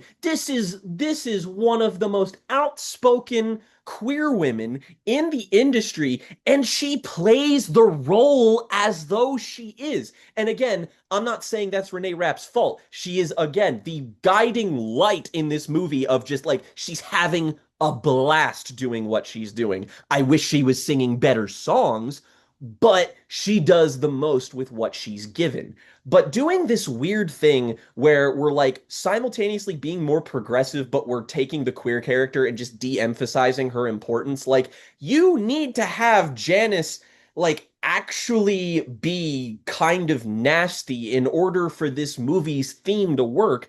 And instead, it just doesn't really have her in the movie at all. Like, it changes her and the gay friend character to being this kind of Greek Rosencrantz and chorus. Guildenstern, yeah, Yeah. Greek chorus of the story. And that doesn't work because that's supposed to be that role as defined in musicals is supposed to be like a neutral third party observer. These are characters that need to change within the context of the story. They can't be observers. They can't be outsiders. It doesn't make any sense for them to be, and yet they are. And it feels like this ethos is echoed in like every change within this movie. The only actual legitimately good change it makes is the subplot about the Asian students trying to sleep with the coach, which, yeah, you know what? Good. We don't need that subplot in this movie. Good that they got rid of it, but it is once again the only choice that actually feels like it makes sense within the context of the film, because every other time they try to sand something off, it means that this movie ends up meaningless. And these musical sequences uniformly, they have the exact same problems. They're stilted. I think that they're awkwardly written. They have these like, it's like someone tried to mimic the songwriting style of Lin-Manuel Miranda and failed spectacularly. Like, and here's the thing, I don't have a grudge against Lin-Manuel. I think that he does a lot of what he does very well. I don't like some of the songs in something like Encanto, but like, Hamilton clearly feels like the origin point for like the resurgence of Zoomer audience musicals. It feels like that became successful and everything kind of followed in its wake. And, you can see why. Like, Hamilton's this really interesting show. Like, you can think whatever you want about it, but I think for what it is, it does a lot of good with the tools it has at its disposal. Whereas here, it feels like the revisionist tone that this has just ends up making this nothing. And I think that there's no better way that this is embodied, like spiritually. What I can point at to tell you how bad this is Katie herself. Angori Rice in this movie, this is the most go girl, give us nothing performance I have ever seen in my life. She It's is extremely limp. dead-eyed the It's whole limp. time.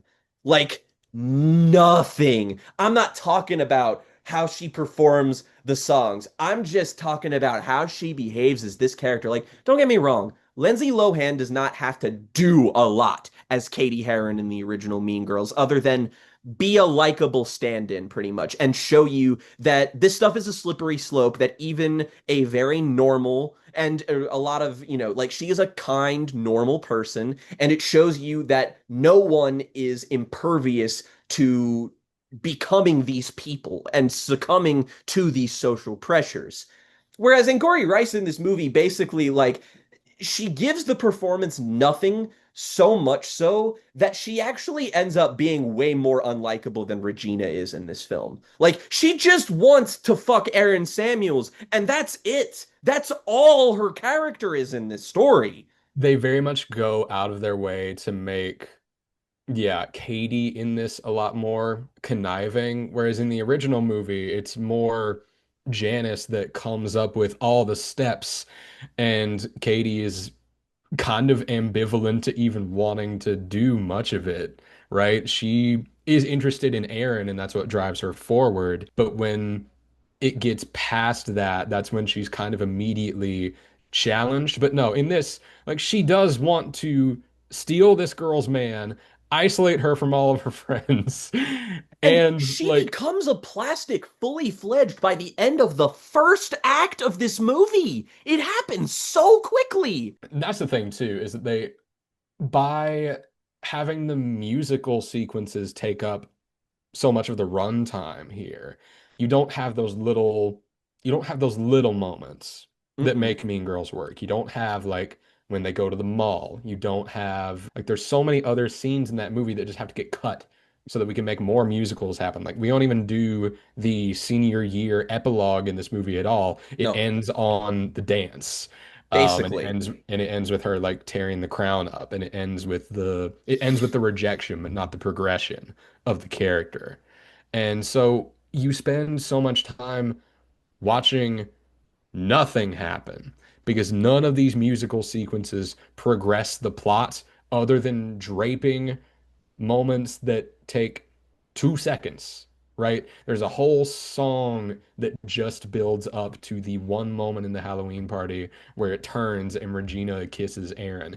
And now that we have to do it as a musical, that takes 4 minutes. That song sucks. Like they all suck, don't get me wrong, but that doing that whole thing where Regina is like just explicitly like trying to play victim, but honestly, it feels like the movie agrees with her. It's like trying to showcase that she is multidimensional, but in doing so, it's like okay, so is she being manipulative here, or is this supposed to be a genuine sentiment? Because I don't know how you're actually framing this. And following it after the stupid, like, sexy kitten fucking musical sequence done by the airheaded character in this, who is just like, okay, The the TikTok art. montage in this made me feel like a pervert Oh my God, it's gross. Like, and because the costuming everybody in this is ridiculous. everybody is still like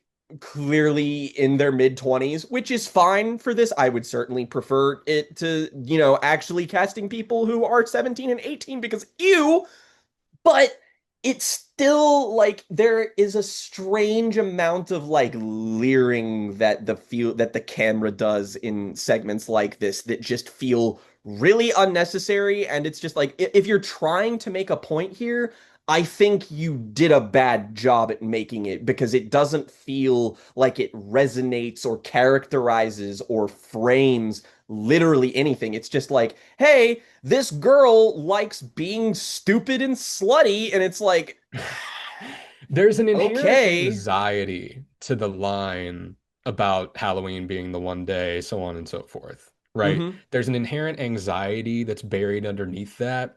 And you don't get any of that from I can be who I want to be and sexy.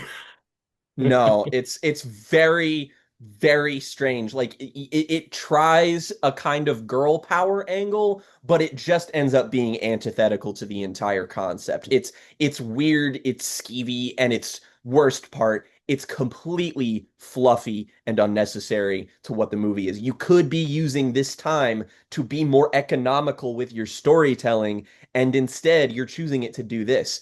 And frankly, the other biggest problem with this thing is something we've not even really touched on, in that I would like to nominate this as an example of something that, while it isn't explicitly this, this is more or less a Mean Girls legacy sequel or a reboot of kinds, because every comedic beat in this is, did you think it was funny the first time? I hope you think it's funny when let people who are less good at their job are doing it, because here it is again. And If Tina Fey, self-plagiarism is a thing. yep, it sure is. So Tina Fey, girl, There it there's is. so many deliveries of lines that were in the original movie. There's no but and there's no and there. Yep, There's just so yep, many that's lines flat. that are in the original movie. And there is also like the character, the really dumb character that's played by Amanda Seyfried in the original, which is honestly a performance that, like, I don't know how elegantly that particular character is written, but I think she's amazing in that role. But in this, the actual character of Karen is like, basically, here's how I'll put it. They turn her into Ariana Grande from Sam and Cat, where they infantilize her to a degree where every like sexy thing that she's doing, it's so immediately gross. It's so immediately like, no, I don't, Uh, we do not need to do this. It's really weird. It was never cool, and the fact that it is just building up, like, I just don't know why this was ever a trope beyond weird pervy guys being weird pervy guys in Hollywood. The Dan Schneiderification of this trope is, it's so gross, and no, I we, mean, like, it is I'll say this. bizarre in this movie. I'll say this about the Karen character in the original. She at least has that moment. She at least has that moment where she goes, "I'm sick." Like she's clearly got something going on under the hood. It's funny. You can almost feel like that her stupidity is like something she has intentionally weaponized because of how people view teenage girls. It's like There's a Mean little bit of Girls, nuance to that in the there, original. again, the sexual politics of Mean Girls are not perfect, but it is something that, like, this is from the lived experience of a woman who has been in a very misogynistic industry for the vast majority of her career and understands that this is more or less a microcosm for how it is everywhere, including the social politics of high school. So that's, again, it's an aspect of the original that, if nothing else, it still feels honest. Here it just adds to the weird fluffy toothlessness of it all. Like, every time there is like edge within this, it's because it's just copying the edge of the first movie verbatim. The screenplay here is so lazy that it's just like, I think that there's maybe 10% of the overall movie is like original content. And I'm not saying you need to drastically overhaul what Mean Girls is. It's just that all of the deviations that you've made are so unnecessary that I'm just like, man, why did we even bother turning this into a movie in the first place? Like, I really, like, at least the Mean Girls musical, like, you look up what some of the performances of the musical numbers are, and they are at least using the medium of the musical to do something with what it's saying. This is just like, it's bad cinematic form and poor musical form at the same time. And I'm just like, Yeah. what's the point of this? Because right, you're right. The sexy Halloween song especially is because that is a kind of key moment in the narrative economy of Broadway storytelling because you write a song that a side character can sing so that they can have their moment and everybody else gets a break. But you don't Yeah. need that in a real movie. It And just distracts from the pacing. it's just a bunch of decisions that are made with zero regard for the medium. And again, we are big medium is the message people. You need to take advantage of the fundamentals of what you're built out of because you're doing something that's meant for populist consumption. You're not doing this form challenging work that's supposed to make people think about what the limitations of a specific sect of artistry is. You're just and and the less I say about the utilization of social media in this, the better. Because again, there is that TikTok montage, which is just a TikTok montage. And then Megan the Stallion pops up, and you're just like, what the fuck are we doing? What are we doing? Why? Because I'm not. she's on the song in the end credits that doesn't belong in this movie. And again, it's just like I am like, why are you making me dislike the incorporation of hot bisexual women with good music? Like, why are you making me dislike this? I don't like it. The only thing I think that they're like, and you know what? No, that's not an improvement either, is that like Renee Rapp in this is like God damn, she's so hot, man. Like I there's no other way to put it. And it's just like this woman has boobs and she wants you to know that she's got boobs. And to an extent, it does work within the characterization of Regina George, but also when it's Renee Rapp, it's also just like, I just don't buy that she wants to sleep with men. I just don't. I just don't. And you know what? Trying to attack Regina George from that specific angle, that's an interesting thing. That's I'm something gonna you go can there. work I'm gonna with. go there. Let me Do talk it. about this Do it. because one, I do have weird feelings still about making Janice actually gay that I'm not really sure how to unfurl without just acknowledging that it makes me uncomfortable. Because what actually happens, how they explained it in this version, the childhood story about how Regina and Hmm. Janice used to be friends, is that Janice actually does come out to Regina. And there's a funny moment in because the Damien character explains it in this version, and he says, and Regina put a matching rainbow patch on her Beanie Baby for allyship. And, and shout out to Jaquel Spivey, who He's like trying.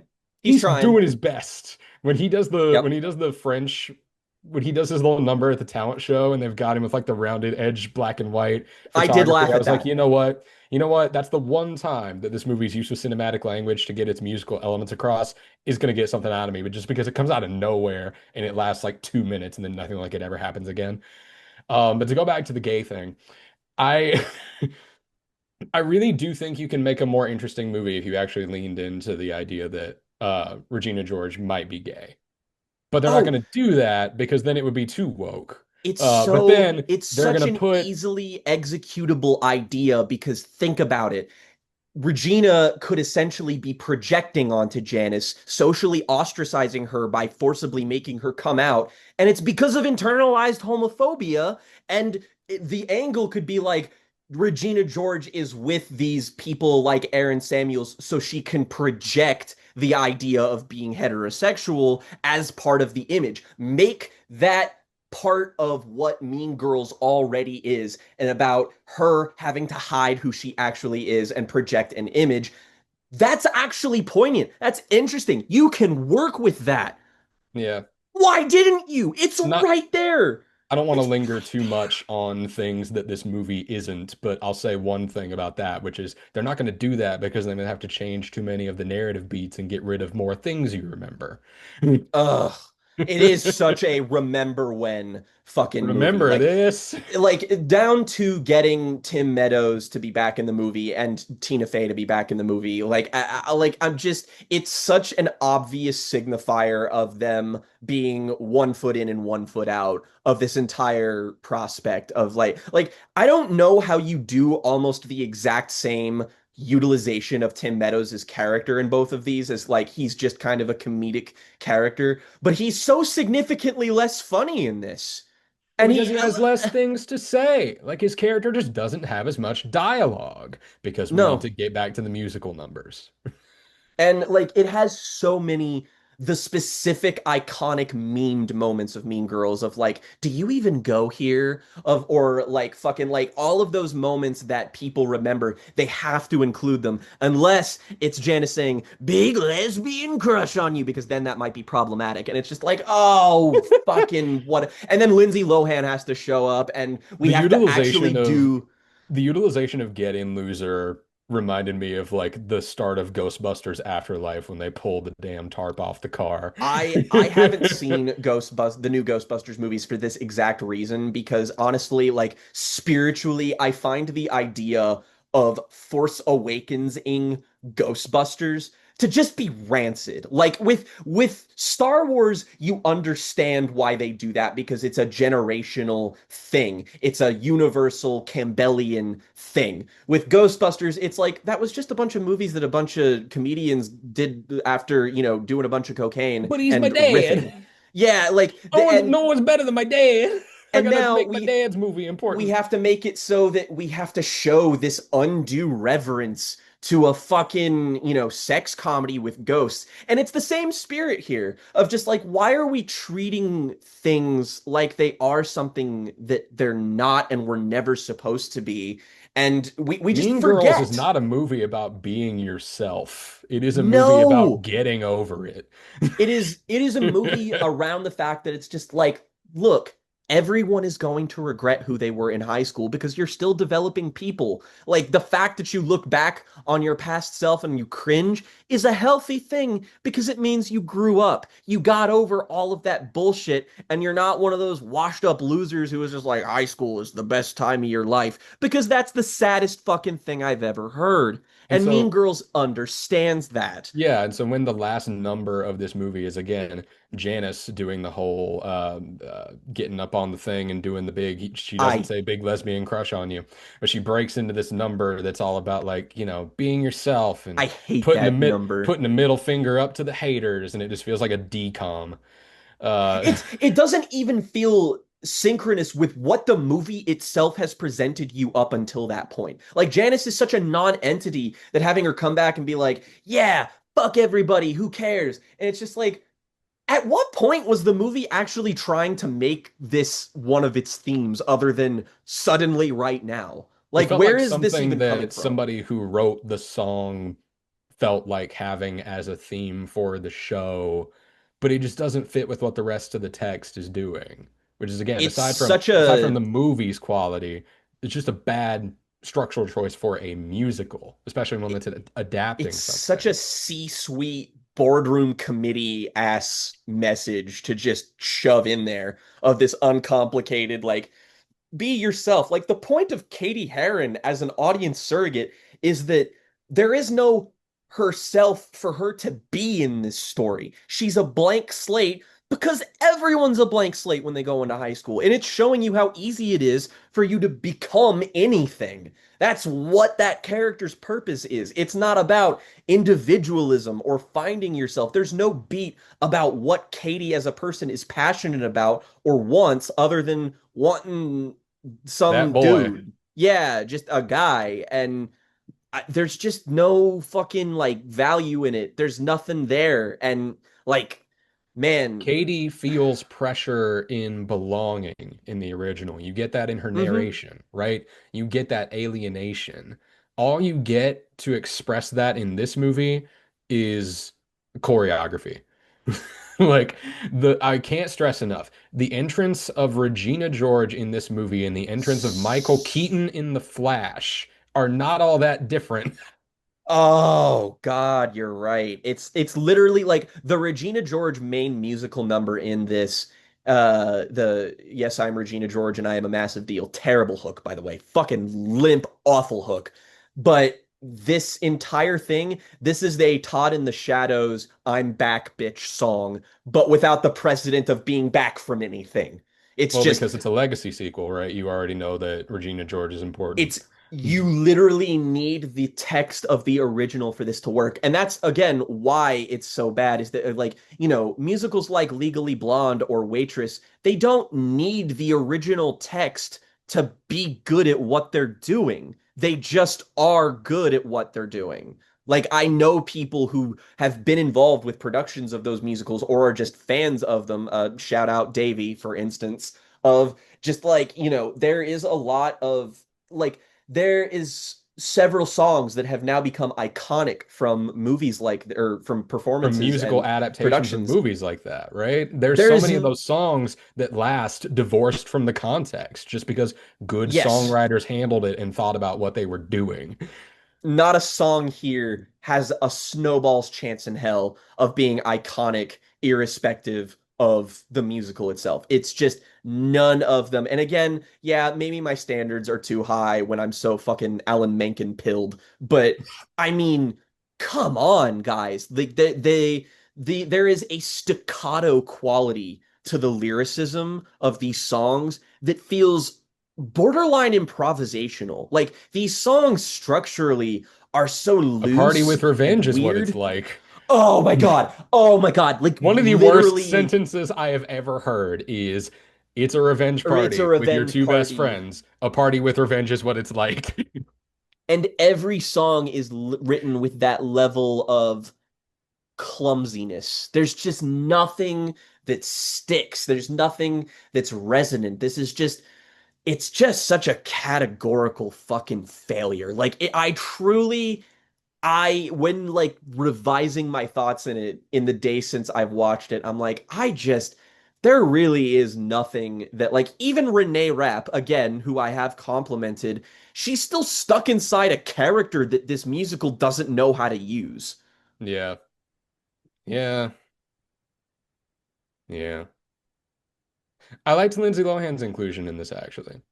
It was That the was the only thing one, about it that felt like it was the only reference that felt downplayed. So and it was the yes, only thing that felt like meta-textually appropriate about any of the callbacks in the movie, right? Having her in she's there that to let specific Katie win. character. Yeah, she sees the transition of Katie into the good person that we need her to be for the movie to end. I thought that was sweet. But even then, it all it did was remind me of just how much better Lohan was than Rice is in this, who like I've seen in movies before, like The Nice Guys. Like I know Angori Rice can be funny and be likable, and in this, dead-eyed. There is nothing going on there. Absolutely nothing. And Lohan, you see her immediately, and she's just got this likable, plucky, immediately like wide-eyed, completely innocent, just like you understand why this movie got made because of her star power, essentially. Like Mean Yeah. Girls was originally like a rated R script that they had to kind of tweak a little bit to not be that, so that Lohan's burgeoning teenage girl audience would be able to actually see it. And it's why that movie still feels like it has teeth.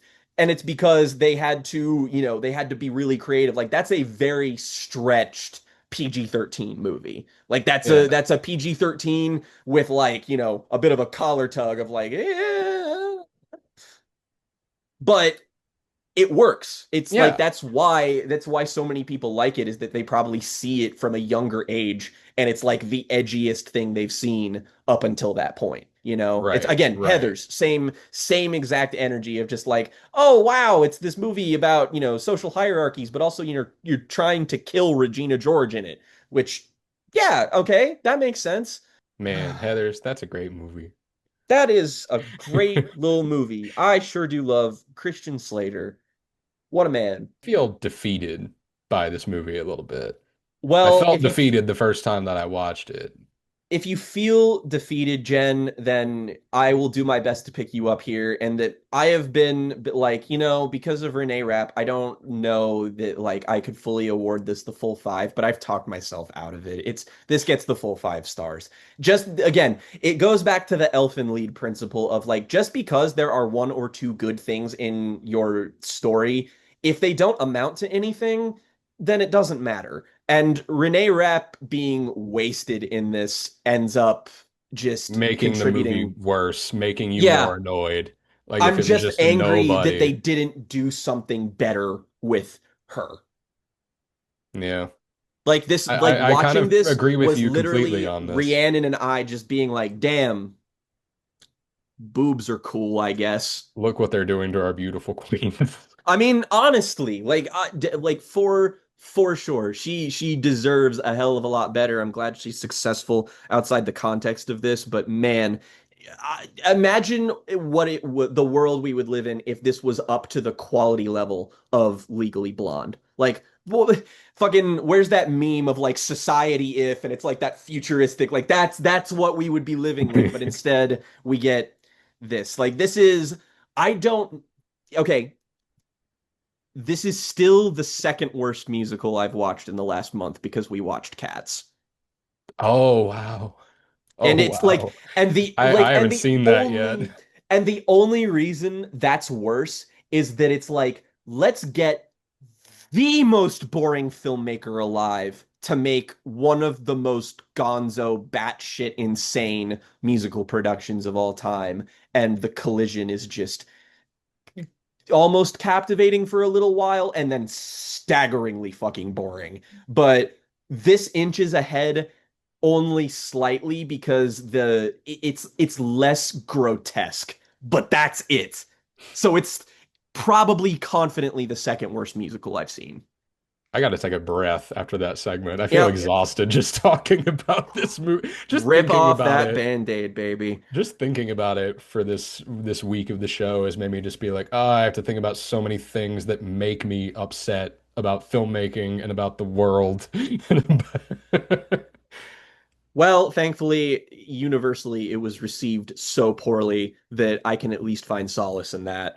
So, Jake, how did we get here, and which one do you want to talk about first? Remind the audience Let's start with how this the segment came to be. shorter recommend. So last week, what happened is that for the first time, one of us recommended something to the other person where we did not have the projected outcome line up with the purpose of this podcast. So Jen recommended me the Goosebumps show. I did not particularly care for it, so we had to pull a kind of Uno reverse of what's going on with our formula, where I recommended two things to Jen for this episode, and the amount of points that I will accrue from this round will be from whatever gets the lesser score of the two things.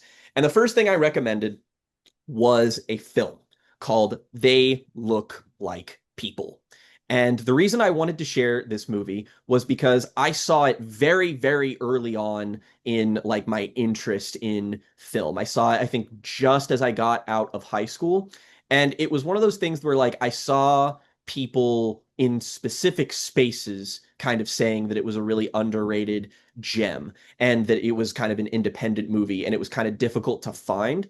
And I remember seeking it out, and it was just like kind of inspiring to me because it is so obviously made with no fucking money at all that I was still like, I could feasibly see a world where friends of mine and I could make a movie on this scale. Like, it feels achievable if you're a young filmmaker interested in indie movies and no budget filmmaking. It's just like the fact that this came out as good as it did, despite its obvious limitations, was actually something I found a lot of solace in. And every time I revisited this movie, it kind of just struck more of a chord with me in how just there's a lot here that I really love from a storytelling perspective.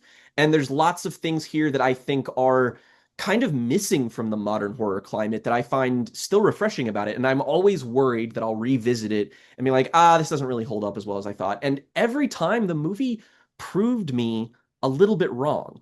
And I sold this to you in the last episode, being like, this movie has my favorite slash the scariest scene in film to me, tied with the scene in Jennifer Kent's The Babadook, where there is a late, kind of like early third act scene of a news report, and there's a specific image from that scene that like literally makes my blood run cold. Like, I just got chills on the back of my neck thinking about it. And the other best and most effective scary scene is from this, and I wanted you to see if you could guess what Oh, scene it is. I'm spoiled for choice, frankly, because not to give too much of my game away here, but I loved this movie. I found this movie very effective. Awesome. And so I just want to take a shot in the dark because there's so many scenes in this movie that I think would fit, but the one that got to me the most and like what let me knew that I was in for something different was the very beginning. Nailed it, Jen. Like It's the opening sequence. the opening sequence of this movie is oh is so unsettling to me because it's so simple. And Hmm. once it establishes that tone of quietness, of uncertainty, and just like here's a peeve that I have in loud horror movies. I hate the shots of people looking at the thing that go on for too long because they're trying to build to the blah. Yep. This movie does that perfectly. One, because there's Hmm. not a loudness to this movie very much at all. And for two, because you get more questions than answers once you see what the person is looking at. Because it's just the dude laying in bed, and you hear the person next to him roll over, and he just keeps staring at it. And the person is not moving at all. Hmm. And then you just see like a little clench of the jaw, and then it just cuts. It's like the It way this is set sets up. such an uneasy feeling. It is basically this movie opens on the scene of a guy in bed, and assumingly he is in bed with his wife, girlfriend, partner, whatever. And he's got this expression on his face where it's like, it's not quite fear or confusion, but like he looks forward and there's kind of like a knowing acceptance of something on his face. Like there is something. I would almost classify his expression as a kind of quiet despair, but it cuts between him looking at this person and the shots of the person. And it's so well lit and framed in that you basically Yes. see nothing but the outline of this person. And where their face should be is just this complete void. And he's just looking, staring continually. And you just hear this clock in the background be like, tick, tick, tick, and it just cuts kind of back and forth and back and forth, and you're just kind of like you're waiting for the jump scare to happen, you're waiting for something to go wrong, and then we just cut to the title card, they look like people, and it gives you so much about where this character is and what his anxieties and what his journey throughout the film is going to be like. I also just it's not really a compliment that means anything, but I love the title of this movie. They Look Like People is such a like 50s like black and Yeah, that's white a movie. phrase. That's a title. That's a movie title that you kind of lean in towards once you hear it. It's there's several stories that like I remember there's a popular horror graphic novel that's called Something is Killing the Children. And I was always just like titles like that always like they really, it's very it's kind of Invasion of the Body Snatchers is another one that always like, it's kind of pulpy, but in a way that's like, whoa, what is that? And there is kind of a Invasion of the Body Snatchers-esque setup here. So like for those of you who haven't seen this film, They Look Like People is essentially the story of a guy, two guys really, two friends who haven't been in each other's lives for a really long time, and they reconnect.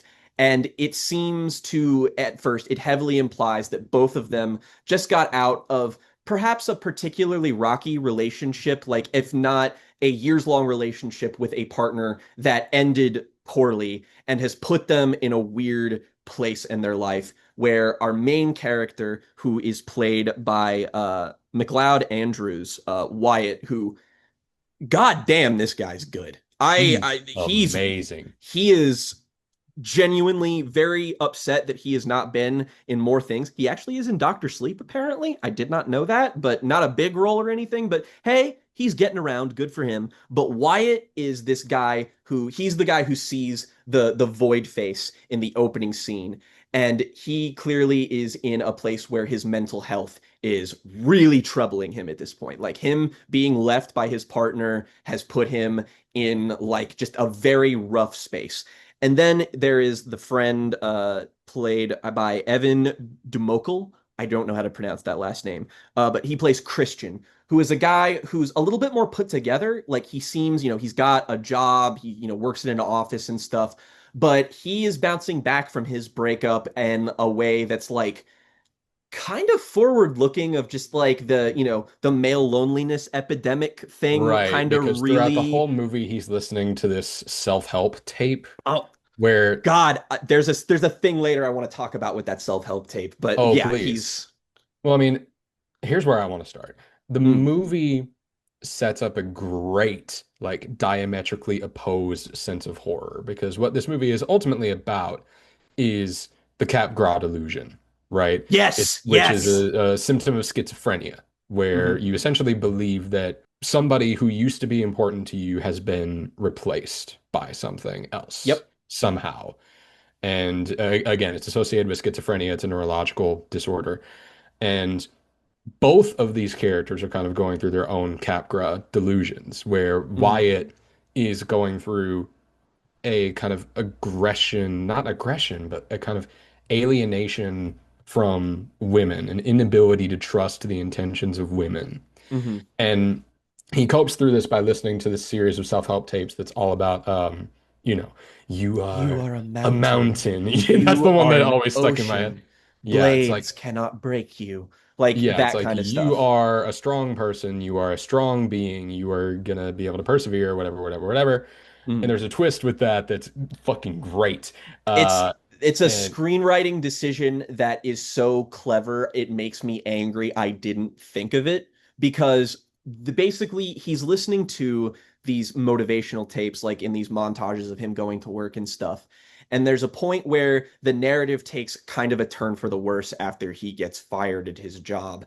And you basically you're in the middle of another montage of him going home and listening to this, and then you hear it go on for a little bit longer, and it turns out that this is his former partner reading things to him to help motivate him. So it recontextualizes the fact that like, oh, he's really not doing as well as we've been led to believe that he is. Like he's got like his ex, fiance's like stuff in his house, and there's like kind of a weirdness, but then you learn like, oh, okay, you are in deep denial about everything you're going through. Like it manages to like that moment is so well sold and so subtle that you're just like, ah, oh, that's so clever. That's so good. right. And so the character of Christian is that he's kind of attempted to rebuild himself by, getting really into bodybuilding and Hmm. getting Working out. into, going after the girl. But it feels a lot of what he's doing feels like a really subtle version of what we would end up seeing deconstructed in a lot of good, like internet history research things into the worlds of guys like Roosh V and these like pickup Pickup artistry, artists. right? Pickup Hmm. artistry, is that what it was called? Because Yeah, you yeah, see this very Andrew guy, Tate adjacent kind of stuff. Like not fully, like it's not like overwhelmingly as misogynistic, but it's totally the gateway that gets you into that stuff. there's an entitlement to it, Hmm. or at least like an inability to recognize decorum, because one of the first things that you see this dude do is try to get a date with his boss. And Who it's not even like he wants to ask out his boss because he likes her. He wants to do it as like an obstacle for him to conquer. Like because like if she was his coworker, I don't think she would or he would ask her out. Because she's his boss and because she is a female superior, he wants to prove that he's good enough that. he Like that's sees how he is bouncing back. he explains it very carefully in a way I thought was very interesting, where it was like she only came into his work at all very recently, and then within like 5 or 6 months became his superior, and he's fixated on that. Mm-hmm. And it's 100%. such an interesting little detail. Having him describe it to Wyatt, especially, is a really interesting detail. you kind of get there is sort of a game of telephone played by how characters express themselves to one another and how you can kind of tell that there's varying levels of honesty, and it lets you have kind of a really good insight into who these people are. I think the moment that really sold me on this movie, other than a lot of the horror segments, which are genuinely just very effective, very simply executed, but a lot of them, like the dream sequences that Wyatt has, I think of the first one where it looks like Christian is getting his face ripped open by somebody. Like it made me think of the movie It Comes at Night a little bit, like the gas mask Yeah. guy. Like Yeah. that segment is also like really effective. But there's this moment where like when they meet up again, he tries to get a double date partner for Wyatt just so he doesn't feel left out, and then it ends up going wrong because the date fell and like broke her nose, and they need to go wait in the hospital, which is like that's one of those moments where You you made that see, sound a lot worse than it actually was yeah, because it just but seems like they're sitting in a waiting area it's and the way literally that it's just like a framed, wall. It's yeah, just a yeah. wall with three seats. If you're, paying more attention to the narrative than the production design, that's not It as doesn't bad as you matter. made it sound. It looks No. close enough. And it's because I have done so many things like this at point that it's impossible for me to not see how the sausage is made, I Oh, right. guess, I because completely get like where you're coming from because like I but saw it and I recognized it. I was like, well, they found the right color wall. yeah, precisely. Like every decision here, it's just like you can see why they made it, even if it's not wholly successful. And in that respect, I think that like the production of this is highly commendable in many regards. But like the moment that this really hooked me was when, after they do like the failed double date, they'll have a lot of conversations where they kind of probe to infer that they know that both of them are struggling with more or less the same problem.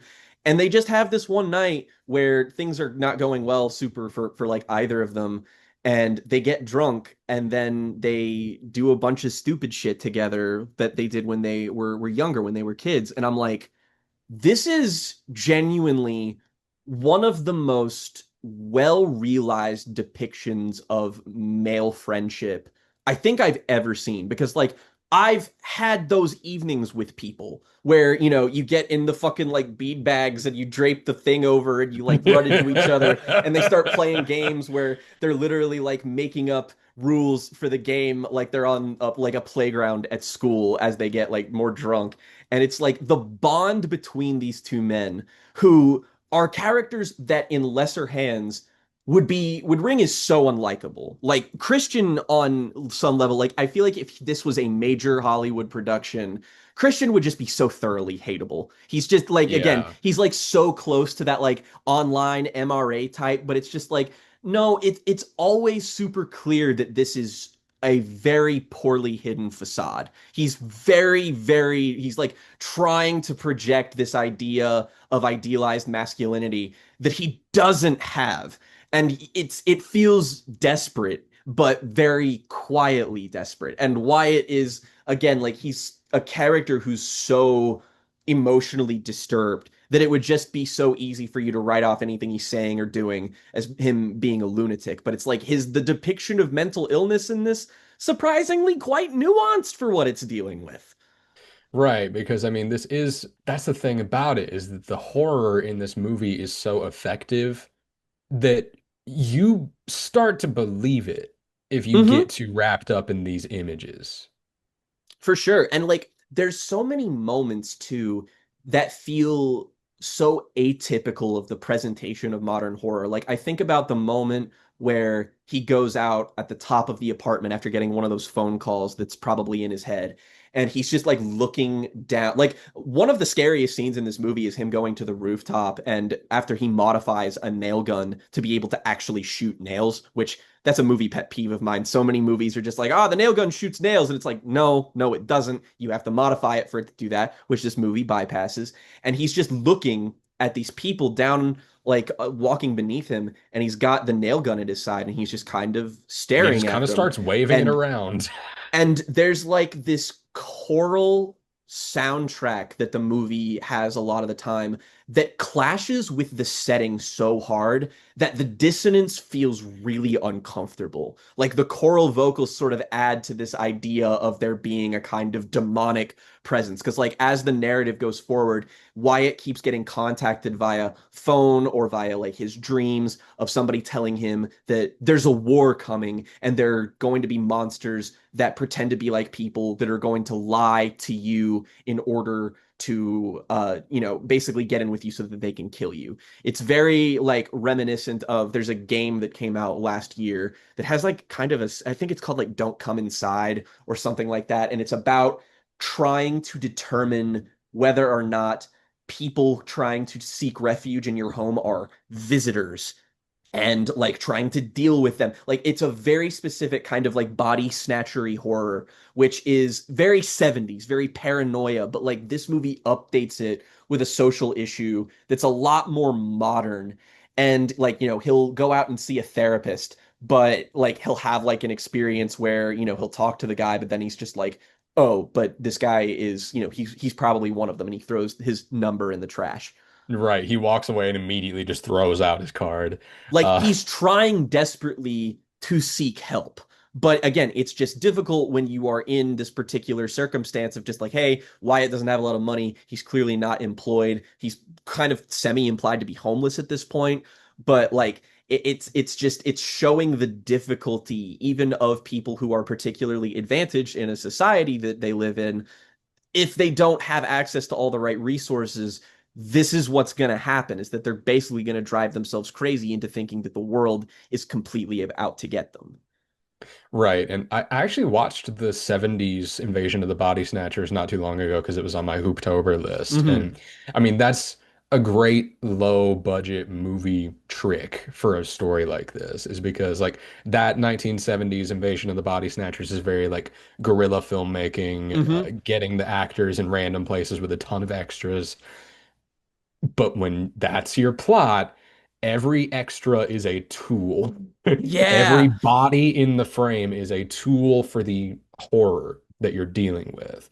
And this movie utilizes that very effectively too. Where I mean, they don't have as many extras, obviously, Mm-hmm. but every person that Wyatt passes on the street is a potential source of horror. And so you do that thing where your eyes are darting around waiting for something to change, for something to go wrong, and it just never happens. It's why the kind of solitary locations of the movie work so well, is because the apartment becomes refuge, it becomes safety. That's the only place he views as being safe. And same thing with the basement. Like they do a lot of interesting stuff where like as soon as Wyatt gets to the apartment complex, he goes to the basement and tapes a hunting knife under one of the tables so that he'll have it, just in case something tries to get him. And there are, those moments where like there's always times in movies like this where they threaten to collapse under their own weight just a tiny bit, where they'll need to have a character who believes a certain thing try to come across as though, try to sell the idea of their delusion to somebody else. And it always could, it runs the risk of being completely just implausible. Like the idea of like Christian's a little far gone, but he's not crazy quite like Wyatt is. So the narrative, it does have to take a little bit of time to establish the fact that like Wyatt ultimately does embroil in Christian in on his delusion, but it takes a little while. And ultimately, once he feels like the final sting, like what I love about the characterization of Christian is that I think that he only like half buys into what Wyatt is saying. The other There's a half of him great, just wants it to be true. or just wants his friends to be okay. And so Yeah. he projects that belief. I just want to compliment them so much on this one moment, which is when that scene happens, right? When Wyatt writes a note trying to explain what's happening because he thinks he's being listened to, because he's just had a falling out with Mara, the girl, because he's heard Hmm. Mara's voice on the phone and he thinks that Yep. Mara's here to protect him. But then Mara doesn't know what he's talking about. And so he thinks that she's been corrupted. And so there's just this the whole scene between Wyatt and Christian is just so great because you see Christian kind of lock in out of anger at first Hmm. when Wyatt says, "Do you think this is easy? You fucking pussy." come It's on. it's just the Like right button to push too. Calling it's him a pussy like that is just like that's the he knew he needed to say that. and it just holds on them staring at each other. And Hmm. this deathly moment of, again, to go back to the Campbell thing, a threshold is being presented for Christian. Precisely. And so he's not sure what to do. And Wyatt still isn't sure if he can trust him. But then they do, and I mean, this is a classic cinematic framing. But when Christian just pulls Wyatt into a hug and they cut to his expression of his just like scared, Hmm. not quite there expression that Wyatt can no longer see. But then Yep. he pulls back and locks in and decides he's going to go along with it.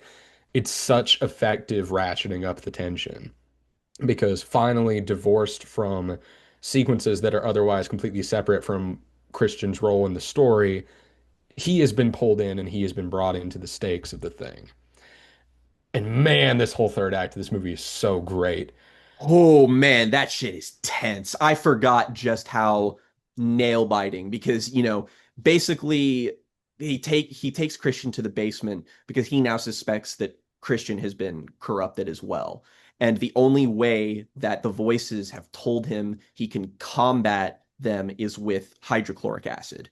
And so he's got like this setup in the basement and he's like, there he's kind of Christian's just sort of going along with it because it you can almost feel like there's a bit of a crack in the lie that they're telling each other where Christian is just like maybe if I go along with this, like maybe if I can tough this out I can prove to him that I'm not one of them. He's just like he's trying to help his friend, but at the same time Wyatt is genuinely concerned and is just like you really do feel like it could go either way. Like he could just Yeah. pour a bunch of acid on his head and fucking murder him. And you don't know. It's genuinely very, very tense as to where So you many think this effective is going. close-ups in this sequence, right? Because just like the close-ups of Christian's like bloody fingers trying to Mm, wrestle out of the ropes. Like this movie preys on a lot of base impulses, which is incredibly, intelligent for a low-budget filmmaker to do, right? Prey on the mm. fear of the dark. Prey on the fear that somebody's not going to be able to break out of a chair that they're tied to. Prey out of the fact that somebody might be lying to you. Prey off the spooky voice on the phone because you can dub it in, right? Make Yeah. make the little things the most effective. And especially when you have a narrative that can make those things the most important, your story will work. And this is a movie Hmm. that makes the most simple things the most important and the most effective in the mystery that the movie is going for because you are really not sure until the end if Wyatt could actually be right. Which Apart is the from, way that you play this supernatural element to me. Like that's a again, it's a pet peeve I've kind of talked about in movies like this where it's like if you confirm one way or the other too early, you miss so much of the potential narrative intrigue that you can build upon. Like yeah, until they go into like the first time I watched this, until they went into the basement at the end, I still wasn't sure. Like I was just like conceivably Wyatt could still be right about something because there are instances where like there's the moment where they kind of he like hallucinates Mara as being like and the way that that moment ends and media res and then he leaves and it's just like you feasibly are like did he kill her because like that's totally possible the movie just didn't show it yeah, the we're movie just doesn't like revisit that, so it could have very well been the case. yeah, like you don't know. So it's just like I don't know whose perspectives are even reliable here. And the way they build that into the third act, where it's like finally you understand that Wyatt's off the deep end, that's when you know to be genuinely afraid for Christian. And Wyatt only really has one form of hallucination, which is the phone calls. Hmm. And they always happen in the middle of the night while Christian is asleep, so no one is around to contest it. So if you're Exactly. following this, the movie could still pull it off, right? Hmm. That Wyatt is correct about what is happening to him. And the movie doesn't even go that far into insisting that it isn't at the end. But you only know that Christian has, through staying there with him, has basically proved that Wyatt is still capable of trusting somebody. Yeah. And so when even in those dream sequences, which again, yeah, shout out to It Comes at Night. Shout out also to the early Mike Flanagan movie Absentia, which I got a lot of vibes out of from this, but Interesting. I still need to this is a see much that. better movie than Absentia because Absentia shits the bed a little bit with some of its visual choices. Is that's also a very low budget movie with a lot of simple concepts that goes for some Yeah. swings that just kind of deflate a lot of what it's doing up until that point. This movie, I do not have that problem at all. The big I swings that this movie takes are incredibly measured because when, his hallucinations happen, they're all diegetic. There is mhm. no proof that this is not happening ever. Yeah, that's again, it's a really smart screenplay that feels like it took advantage of every opportunity that presented itself when you have to do, low budget filmmaking like this. Like the only thing about this that I can really mark against it is that the audio design is rough in places. Like Yeah, there's there's a lot of guerrilla filmmaking and some some shoddy dubbing here. ADR. It is Yeah, what it and is. It and doesn't it's bother but me you know that what? much. It's inevitable, and I'm at the point in my life where it's just like I love the original Suspiria. Nobody in that movie is speaking the same language. It's so like every fucking line of that movie is dubbed. I don't care. In fact, it does kind of add a weird uncanniness to the whole vibe of it all. I feel like you can kind of not overlook it, but it's a problem that's only like it smooths itself out too. Like there's a I'll lot of describe it technical. this way. It's only going to bother you as much as you let it.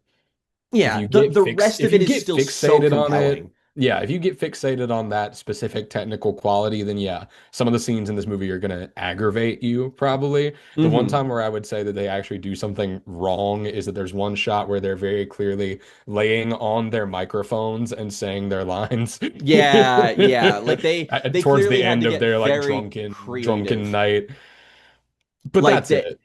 But in that respect though, it's charming to kind of see the rough edges. Again, we're living in the age of AI where everything looks so, plastic and shit. I like being able to see movies where it's just like everybody in this is clearly trying so hard at what they're doing and making maximal use of this kind of utilitarian approach. Like this is such a tight, perfect 80-minute movie to just sort of watch. Like there's not a scene in it that feels out of place or unnecessary. It's as long as it needs to be and it hits all the beats that you kind of want it to. It's a really elegantly written, structured movie that just like, if we had given this movie a genuine actual budget, I feel like this would be even more like it's kind of a cult status movie at this point in certain online circles, but I feel like, giving it a little bit of the leg up, which, might diminish the charm for me personally, but a little bit of extra polish, I think that this would be revered as a little bit more of a cult classic horror movie. It's seemingly gaining a decent reputation over the years as, this weird little indie movie that a lot of people tend to remember fondly, but I hope that that trend continues because it is such a worthwhile addition to a like I mean this movie came out in 2015 and I feel like a lot of it's just the things on its mind are really prescient 10 years later. It feels like Yeah, it wouldn't feel out of place now. it's a better Body Snatchers movie than we've gotten since the 70s. Yeah, for sure. I completely agree. It's a very modern type of specific paranoia that feels like really like resonant and all the characters in it feel like genuine human beings. You can get behind it. It's creative. It uses its minimal tools in really, really smart ways and ways that I still find to be super effective. Like that again, that Hmm. opening sequence, like I remember watching that by myself and just feeling like oh, I kind of want to fast forward. I don't like looking at this. It makes me feel weird. It preys on that feeling of just like, you know, you want to be able to trust everyone in your life completely. You want to know that they have your best interest at heart and preying on that paranoia of just like what if the person Hmm. that you feel the most comfortable around is actually the thing that's going to destroy you. That's potent. That's good stuff. Yeah, and I mean, God, there's so many smart visual choices in this. Not to mention the lighting of the opening shot, which that scene gets revisited multiple times in slightly different contexts. But there's a moment where they're cutting back and forth between Wyatt who's looking at Christian now that he's tied him up, and Christian who's got a bag over his head. Hmm. And there's just a subtle difference in the lighting that I don't even know if it was intentional. But when you're looking at But it it, works. when you're looking at Wyatt, it's more muted and it's a little bit more blue. And Hmm. then when you're looking at Christian, it's a little bit more orange and what the light has been up until that point in that room in the set. And then the light breaks for some fucking reason. Hmm. And then it But it becomes fully works. Wyatt's view. No, I'm Hmm. saying like not knowing why the light goes out is Hmm. important. That's what 100%. causes Wyatt to do what he's going to do because he thinks that it's coming, it's over, right? He heard the thunder outside, he sees the light as an extension of that.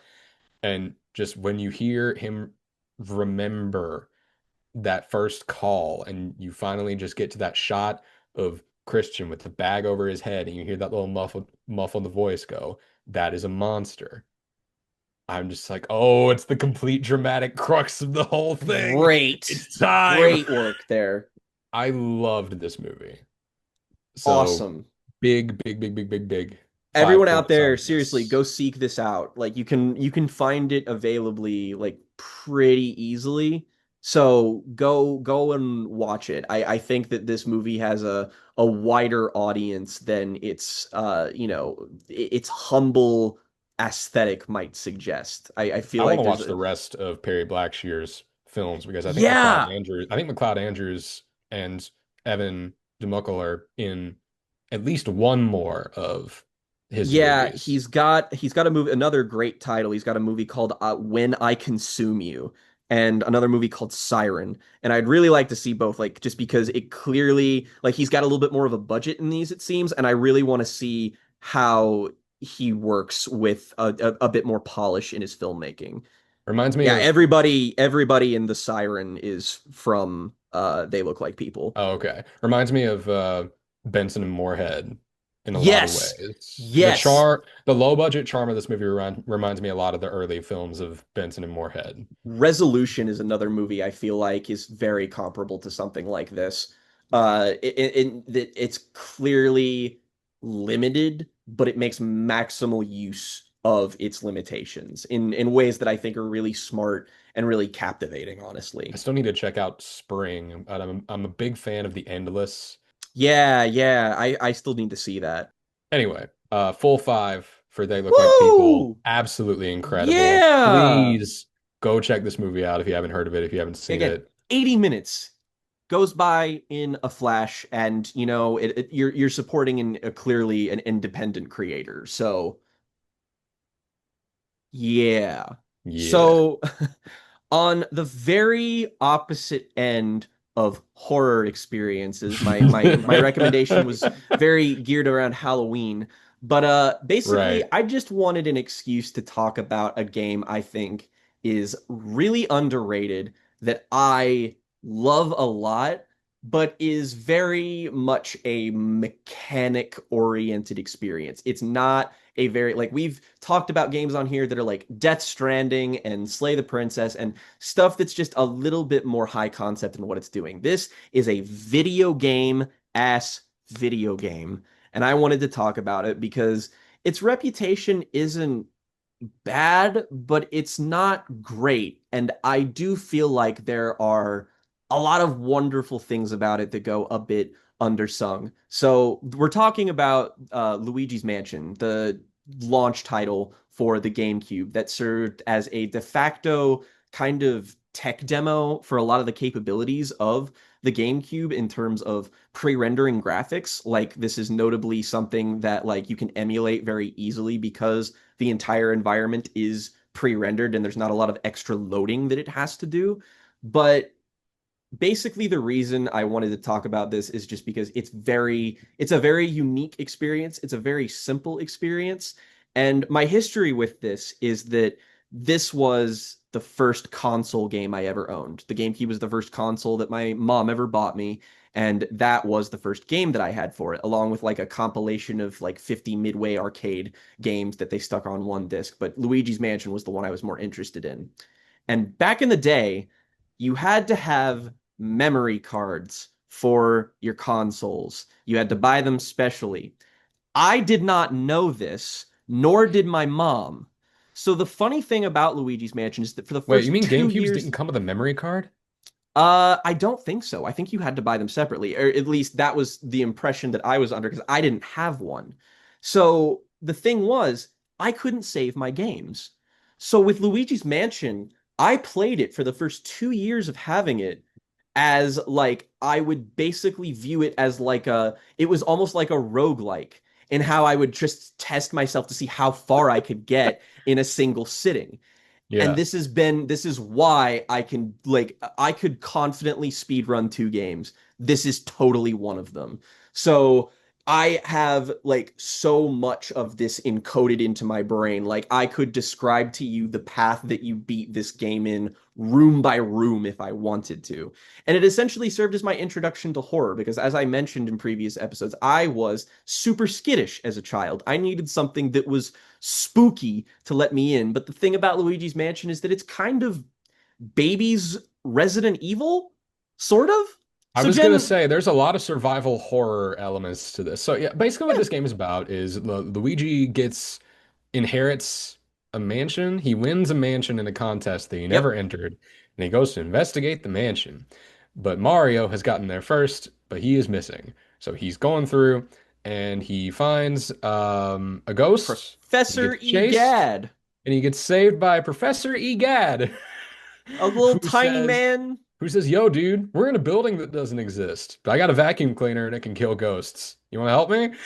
Yep, it's Ghostbusters. Your proton pack is a vacuum, and you need to suck up all the ghosts, and you end up needing to defeat the main villain of the game is King Boo, but it's also that there are like paintings in this thing that like house these spirits that are essentially being created by a cohort of King Boos. And so there's like a family that inhabit this mansion of ghosts, and they all kind of have their own unique little lore, and you have to capture them in specific ways. They're the boss fights of the game, and then you will need to progress through it as like in specific areas. And it's like a puzzle game. You collect money that's within the mansion. You can find little secrets and all that stuff. So, like, what did you expect from this and what did you end up getting? Just because, again, this is such a unique game, even in the context of the fact that there have been 2 sequels to it, they haven't really revisited this approach where it's like one continuous thing. Like, two is a game where there are multiple mansions and it's a bit more arcadey. Like, you go in and you have to visit these specific places. It's not like a continuous environment. And that's cool. That's fine. I like Luigi's Mansion Dark Moon. I haven't tried 3 yet. But it lost a little bit of the uniqueness because the environment of the mansion is so essential to like the soul of this game. So like what was playing this for I'm assuming the first time Yeah, like yeah, yeah, yeah. I've never touched this game before in my life. I've never played any of the sequels, but I mean, I really was impressed by the atmosphere. It's like I said, yeah. we're big fans of the gateway drugs of horror. Your Oh yes. Scooby-Doo's, your Goosebumps, your Fear Streets. We've talked about This these a lot. this fits in right with them. You're right. This fits right in the bill of stuff like, Gremlins, or maybe the one that I came back to the most as a point of comparison, Monster House. Yeah, that's a good one. That's a really good one. Oh, I love Monster House so much. Um, but this game it takes a lot of notes from survival horror and also like Metroidvania stuff, where Yeah, you're not quite retreading your steps as much, which I know people overemphasize how much you do that in those games, but they do. you're having to develop an understanding of a large physical space and navigate it room by room and deal with whatever's going to pop out at you and figure out how to deal with specific enemies that require specific approaches to basically not even get rid of, but attack, right? Mhm. You have to figure out how to begin the combat scenario with many of the portrait ghosts. Like the first one that you have to do is Luigi has a little flashlight. You just have to hold the button that turns the flashlight off, Mhm. and then the ghost will appear, and then you can get him. But there are other ones that Yawns, and then you stick them with the light, and then it I'm, stuns I'm him, and then you gonna I'm suck him up. gonna I'm gonna admit that I was looking at a walkthrough for a lot of this because I did not That have the brain for this no, game this week, and so I the was like, what do I only have to do reason I to kill know this fucking this guy? The only reason I know all of these is just because I played it so much as a kid in the way that I did, is that I had to meticulously figure out each one of the solutions to this. And like the vast majority of them are easy, but there is kind of a You just kind of there's have to sort of train your brain to the game's systems in a way that it doesn't yes, really adequately prepare you for. in a way, and I think I really like that just because a lot of my problems with sort of modern game design is just the idea of the onboarding experience and taking forever to explain mechanics that are more or less intuitively designed anyway. And Luigi's Mansion is literally like, here's how you catch ghosts, go into this mansion and now do it, stupid. And then you got to figure out how to do it. You got to solve each individual little puzzle, and you got to the second ghost, for instance, she's putting a brush through her hair, so you have to open the window that blows in a draft, and then she gets all distracted, and then that's when you hit her. And so there's so many little moments like that where this game has like mini bosses that are puzzles where you Mm-hmm. have to figure out how do I get this person, how do I get this ghost to basically become vulnerable to my attack? Because as the game progresses, you gain some elemental metals which let you Medals. shoot fire and water and ice, which is a little, I don't want to say far-fetched for what the game is doing, but like where do those things even come from? Man, Professor Mario's Egad is just like, you found a magical coin that'll let you suck up and shoot it's like, why fire the now. And I'm like, fuck is that here, why brother? do we need a magical coin, brother? I have no idea. Man was It's on so one. weird. Professor Egad notably also invented Flood from Mario Sunshine, the little water backpack. Like there's like an Yeah. offhanded mention in that game's story. But I like, also, as somebody who has appreciated back when Nintendo used to, I feel this with like some Nintendo franchises, and I don't feel it with others, but I really do appreciate the way that this has subtle ties to the like Mario 64. It's like the mhm, paintings and the 3D space was obviously something that they had only been recently experimenting with. And then like but obviously a lot more of the game's mechanics are a lot more complicated. And it really does feel like they were inspired by Resident Evil with the like tank controls and the idea of a mansion as a whole that you would be running around in. It's very classic feeling, but it definitely has lineage in other survival horror stuff because that was the thing that I kept coming back to is like, oh, this is a survival horror game. yeah, Because at the end of the day, you have to figure out how to get the resources to solve your problems, whether that's extra health or whether that's the elemental weaponry that you need to use to complete certain levels. And I just want to describe one moment of this game to you. please. And it's one of the bosses, and it's the Boolossus on the roof. What a I hate that motherfucker.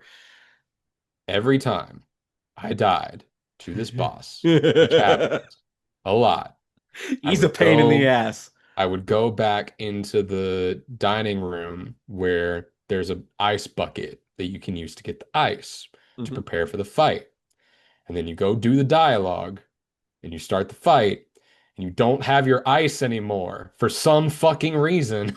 And so you have to Because get it fuck from the you. statues that are on the roof. And I'm just like, okay, there's reasonable difficulty, and then there's whatever the hell this is.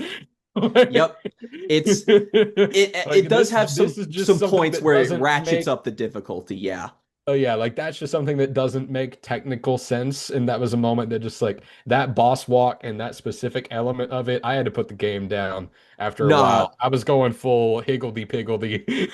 Bulasis is a fuck. He's a son of a bitch to fight. I still find that fight fucking annoying, frankly, and I can still do it pretty like within one sitting. But like, you bet your ass when I finally beat that as a child, that was the same high you get from beating fucking Orphan of Kos and Bloodborne, where you're just like fucking. Finally, you piece of shit. So like there were Well, that's the thresholds thing where is that I like, just watched Jacob Geller's video about Sekiro completely coincidentally before you even recommended this to me. And he said something about Sekiro and, games like it with its reputation. This is a conclusion that I'm coming to. But like boss fights in Sekiro are about learning how to predict a fixed set of outcomes. yes, There are no fixed set of outcomes with something like Boo losses. It's just one of them motherfuckers is going to touch you or it won't, and you better hope it doesn't. you better And freeze that big bitch. that's what makes it more frustrating to me than any of those like duels in games like that I have played, which I haven't played a lot of the Soulsborne stuff, but like I'm playing Ghost of Tsushima right now, and the Hmm. duels in Tsushima are not like a boss fight like Bulas's, and it's not like any of the boss fights in Mario 64, where like positioning and preparedness in this case, and being able to dodge multiple things coming at you from different directions that you can't predict in any meaningful way is a different kind of difficulty than the most notorious like boss fights in Elden Ring, which, Oh while yeah. difficult, contain only a few fixed set of outcomes. Yeah. It's different in that respect. I'll totally give you The that. whole game feels different in that respect because you walk in, when you're playing again a game like Ghost of Tsushima. You walk up on some guys, but eventually they run out of different shapes of guy. This is a Hmm. game with like 30 different mini bosses that all have different win conditions to them.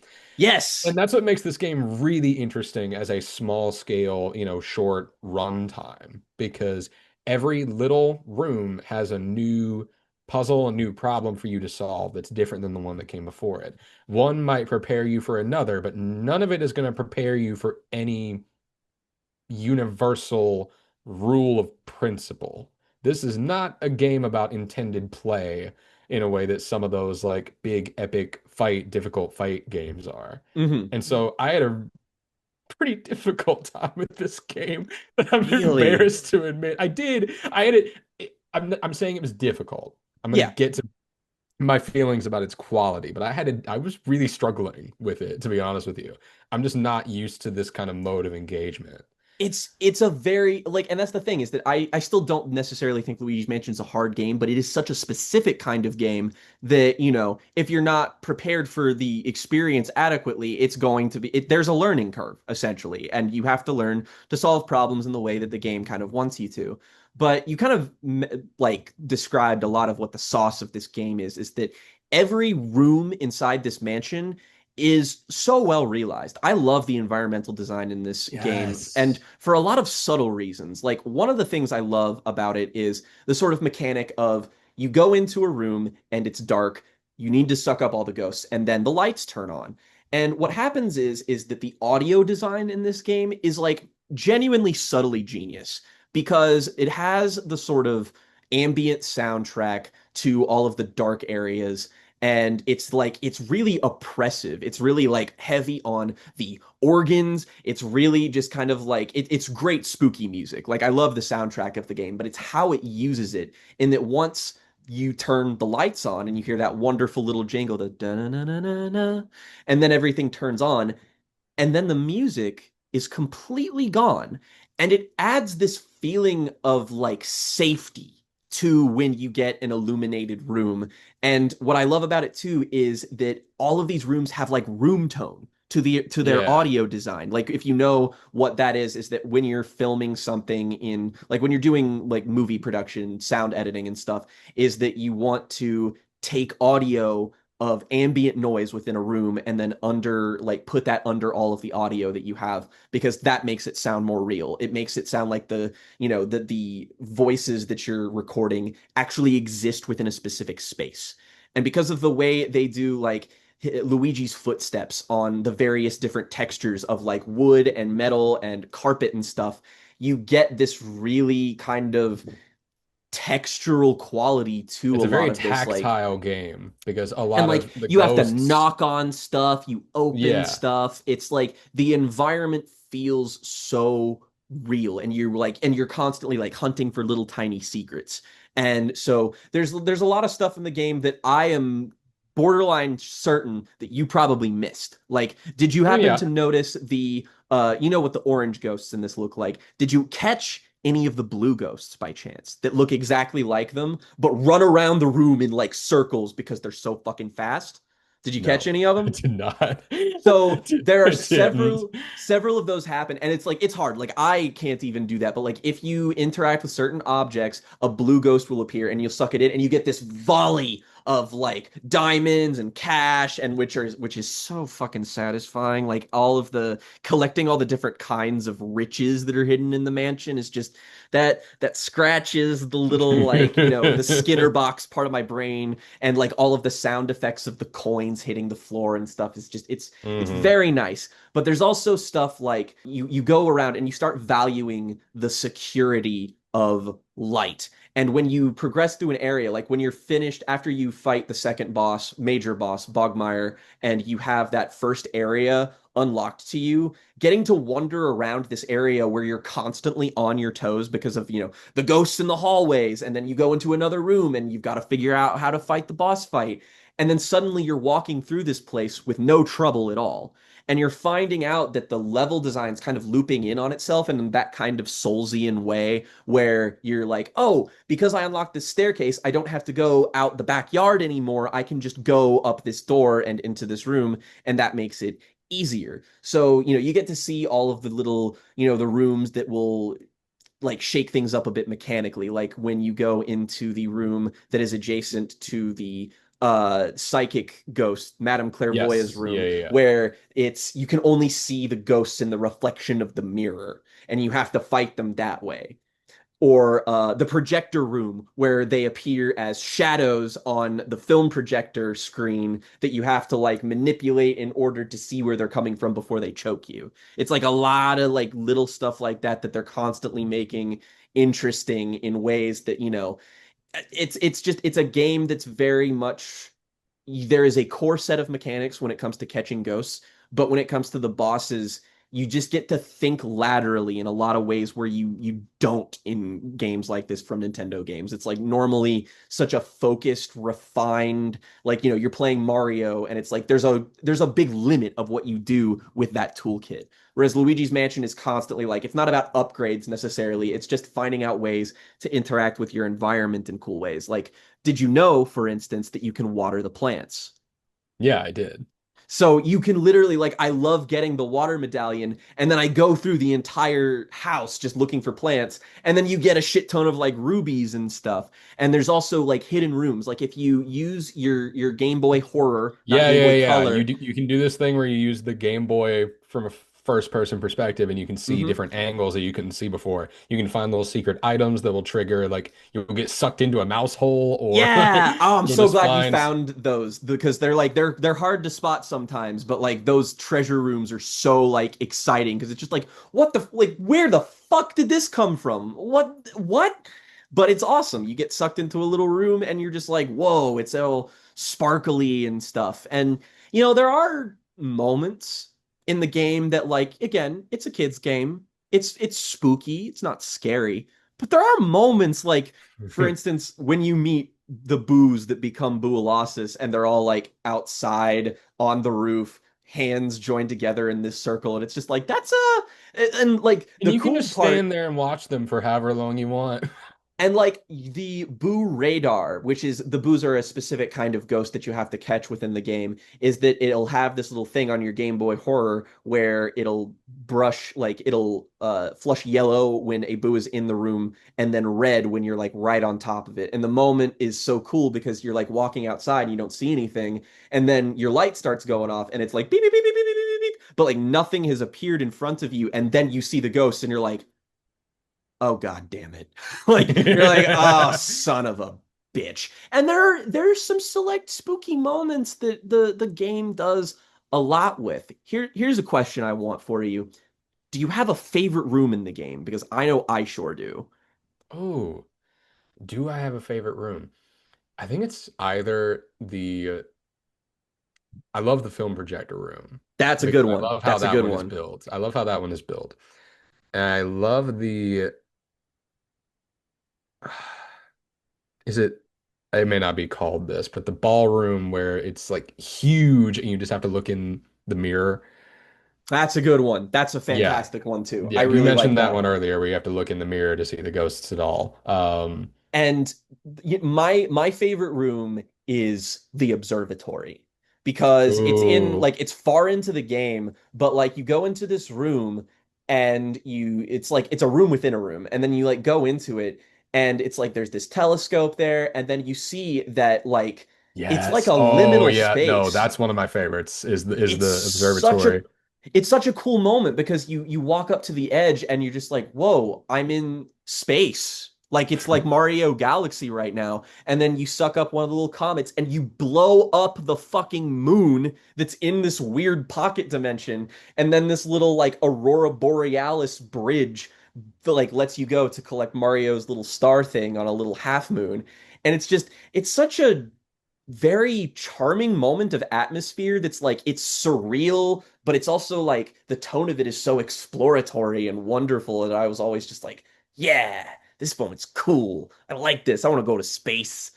I'm going to space. Um, I will say there is a couple of moments in the game that I think are really smart. Like, for example, the beginning of the final area, there's a power outage that happens, and yeah. suddenly every room that you have beaten now has more ghosts, and they can't turn back on even if you suck up all the ghosts in them. So you have to find the power generator and flip the breaker. But what I love about this is that you can go through every single room in the game and they have completely replaced, like, they'll have like a new challenge in there essentially. And so, like, it allows you to get, like, there are also golden mice that will appear in the hallways of the Yeah, yeah, game. yeah. And, like, this happens at complete random. So if you miss them at first, when the power goes out, you get the chance to find them again. Same with the blue ghost. It actually gives you like a little soft reset if you like found it too difficult to get the first time around. But like that moment to me is so awesome because it ratchets up the difficulty so high that that feeling of safeness and security that you got earlier in the game with the lighting of the rooms, it makes this moment feel like genuinely like super tense. You're like trying to find the ghost that's going to give you the key to the breaker, and every room you go in, you just get swarmed with fucking things. You're like, ah, there's so fucking many of them. And you'll probably lose a hell of a lot of health. And it genuinely feels like a good segment of a survival horror game. It feels like you're playing Resident Evil 2. Yeah, that one definitely ratchets up the tension. And so I I liked a lot about this game. I'm frustrated that I wasn't as good at it as I thought I was going to be, mostly. It's I think not I an easy realized that, game to be good at. You got to play it a lot to know what its yeah, I think I tricks are. realized that most of my any negative feelings that I have towards this game is just like I'm frustrated with myself that this is difficult for me and I'm having Oh, to like yeah. look into it. That's the thing about games as a venue for the artistic experience is that there's this inherent challenge that you have to overcome to even be able to experience it, which is you have to be able to actually beat the game. Um, Yeah. and so I had a lot of frustration that I'm glad I was able to like work out my own feelings on in between because if I had procrastinated and not played this game until like yesterday, today to get ready for this, I Hmm. probably would have just been like, Jake, how could you do this to me? I hate this so much. I would have just gone full Aaron Hansen on the mic. But no, I really do appreciate a lot about this game. I don't think games like this are completely for me. I don't think this is Hmm. completely my flavor, but It's a really specific kind of game. I really did appreciate it a lot as a moment in Nintendo history that I didn't really know anything about. And it's a different kind of experience for me as a player because I haven't played a game like Luigi's Mansion ever, really. Um, You actually might get along with the sequels a little bit I think more I just because will they are, probably. yeah, and like I still really want to play 3 just to see what the deal is all about, but I just value the element of environmental design and the like the subtleties of this game are so imperative to the feeling that it gives me. It's so unique in that respect. And, now that I'm at a point where I know it inside and out, it's just one of my favorite games to like, if I've got an evening to spare and if I'm like, well, it's 8 o'clock, I won't go to bed until midnight, I can probably do a full run of Luigi's Mansion. And it's one of those things that has given me a lot of comfort, but it's also just, it's back when Nintendo was a lot more risky with what they were doing. Like they were trying a lot more things and they were less oriented around things that were more of a like surefire slam dunk. And I mean like not to say that Nintendo has like fallen off or anything. It's just I miss this experimental era of games where we had kind of less of an idea on what people wanted and just focused on making a cool experience. Yeah. And you said something earlier about the game's mechanics and the way that the rooms are all kind of designed around a certain kind of play and a certain kind of like experimenting with what the mechanical build can actually allow them to do with Hmm. a level, right? Because I mean, there are levels in this game if you think of each room as a level, but Yeah. really the effect of playing it, it all builds to being one physical space that doesn't really feel like a level at all. There are just places that you still need to get to. Whereas the Hmm. very formal, like narrative devices of like jumping into the painting in Mario 64 and then picking which star you want to go for, like the shrines in Breath of the Wild, while like they do have a similar quality of like emphasizing some sort of particular element of the mechanics of the game, which has that same kind of fun appeal of like, oh, the devs really like thought of every way that they can Hmm. make this world like work and make challenges out of them for the players to beat. But Yes. they all feel like separate experiences still. And this is a really unique feeling of gameplay where you're just kind of going through one continuous space. And that's a really interesting game experience for this time period. And I'm really interested in the GameCube as an era because it really does feel like Nintendo was just firing on all cylinders in the GameCube era. That was Uh, that was my era of like, this game, Smash Melee, and fucking the two Zeldas, Twilight Princess and Wind Waker, where I was just like I was locked the fuck into their first party shit.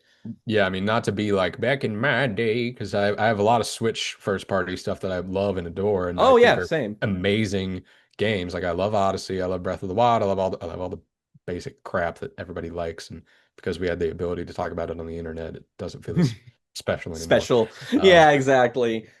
But like it I'm is not. it is a more interesting era. It's why I'm so like obsessed with the idea of emulation and why I have like devices that I own that are specific to that, just because it is sort of a window of like there is a difference of playing Resident Evil 4 on the GameCube than there is playing the remastered version of Resident Evil 4 on the Switch. Like there is something about the original hardware, even like Luigi's Mansion got a port to the 3DS, but like because the 3DS doesn't do textures as well as the GameCube did, I'm like, nah, that's so much of what I loved about, the visual design of Luigi's Mansion. So that filing it down is not like super like if you got to play the game somehow and that's the best way to do it, then it's a fine way to do it. But at the same time, there are things that are integral to experiencing something on like its original hardware that is just it's kind of irreplicable. Although you can, if you do Nintendo like online, I believe Luigi's Mansion is now available to do on the Virtual Console, which like finally they put GameCube games on that damn thing. I'm not going to do it because I'm going to emulate them because I want to own my shit, but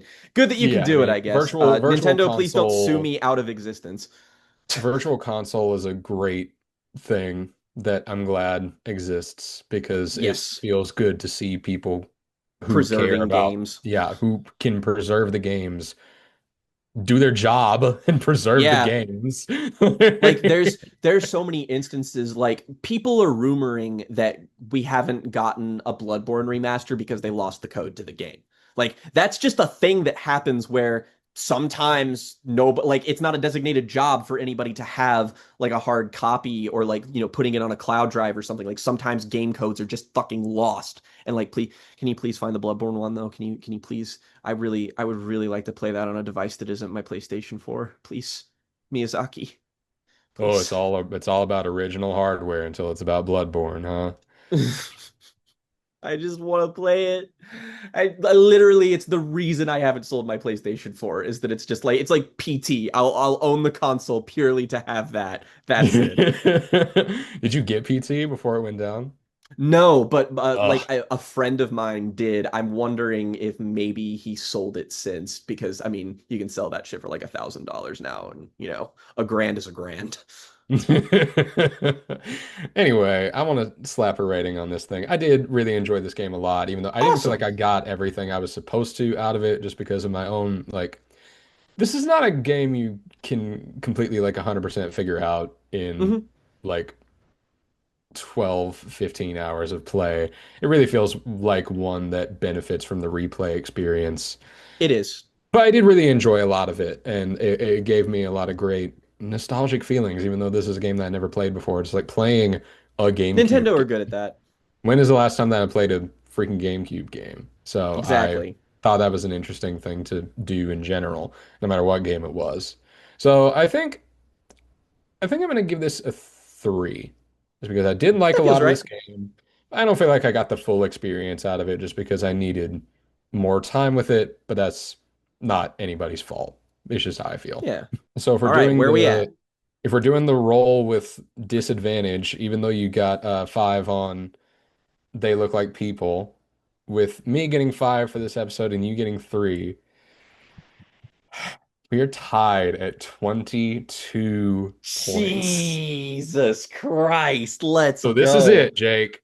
Oh, This is the fuck. one. This could be a decider. This You will start. likely be our last episode for the year, by the This will like way. yeah, this will likely be our last regular episode before the year. We might do a year Mhm. end video that'll be Yeah, out before I the really year. want to do a year, probably a couple year end videos. We'll probably like film that in a block and just release them as separate things. But yeah, this will be the deciding factor. We're actually having some elements of the show that are going to be kind of revamped and for the new year, kind of working out some kinks of the format. So we're really I think starting. the next arc will be a good place to implement those changes. So I completely agree.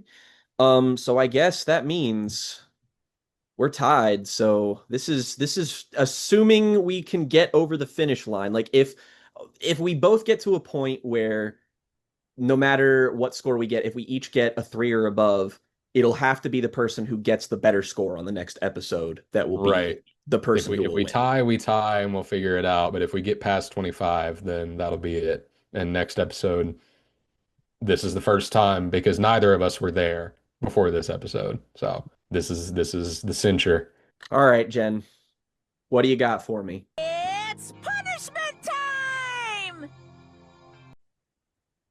Okay. It's the censure, so I've really got to be careful. I've got some good Hmm. ideas here.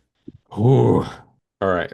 I think I've got it. Lay it on me. What I'm going to give you is the most physically painful album that I've ever heard.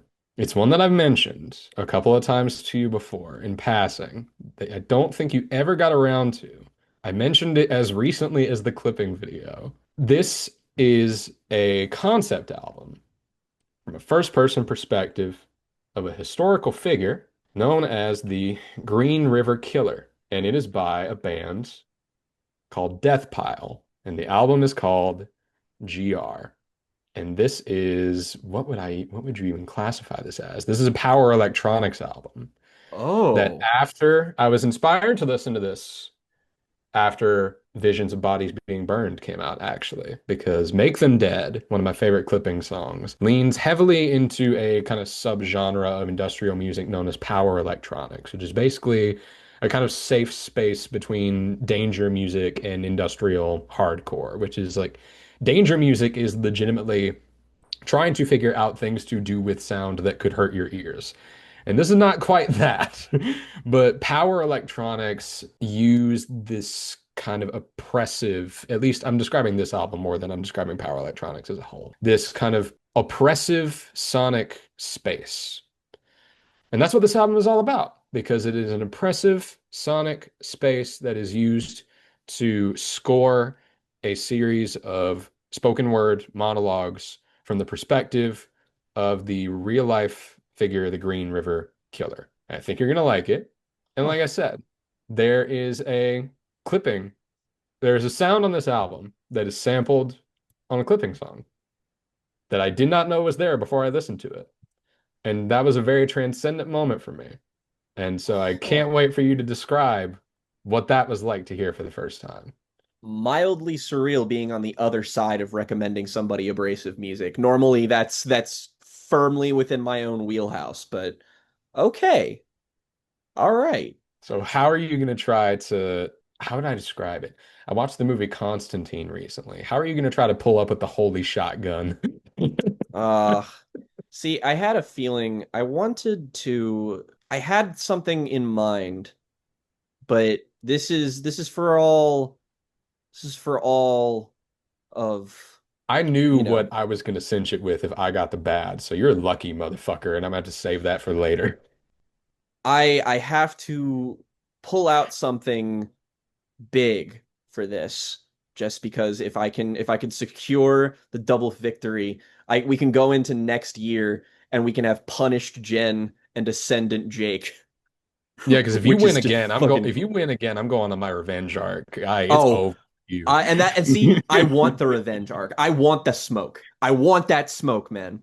So I think what I'm changing this to is I'm going to talk about something that is kind of the culmination of a lot of things that we've talked about. It has so many qualities in common with a lot of the bad media we've recommended each other this year.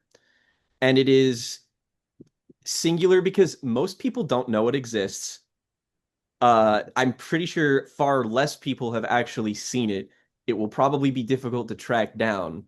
Oh boy. But Jen, did you know? Did you know that there is a supernatural anime? Yeah, I fucking did. Yeah, I fucking And do. you're gonna watch it and we're gonna talk about it because Oh man. man, Man, oh man. uh-huh. This Oh is God. I discovered this by pure circumstance and I have only seen the first couple episodes of it, but I am going to finish it in preparation for this because let's just say there was a reason that I didn't finish it. Okay. All right. I can't wait to Oh. figure out what the hell you mean by that. Oh boy. This is gonna be So, good. This is gonna be good. mhm. Next time on Jen and Jake's Bizarre Affray, a climactic showdown between the most intense album Jen has survived and the worst anime that Jake could not. That's good. That's good. I like that. I like that.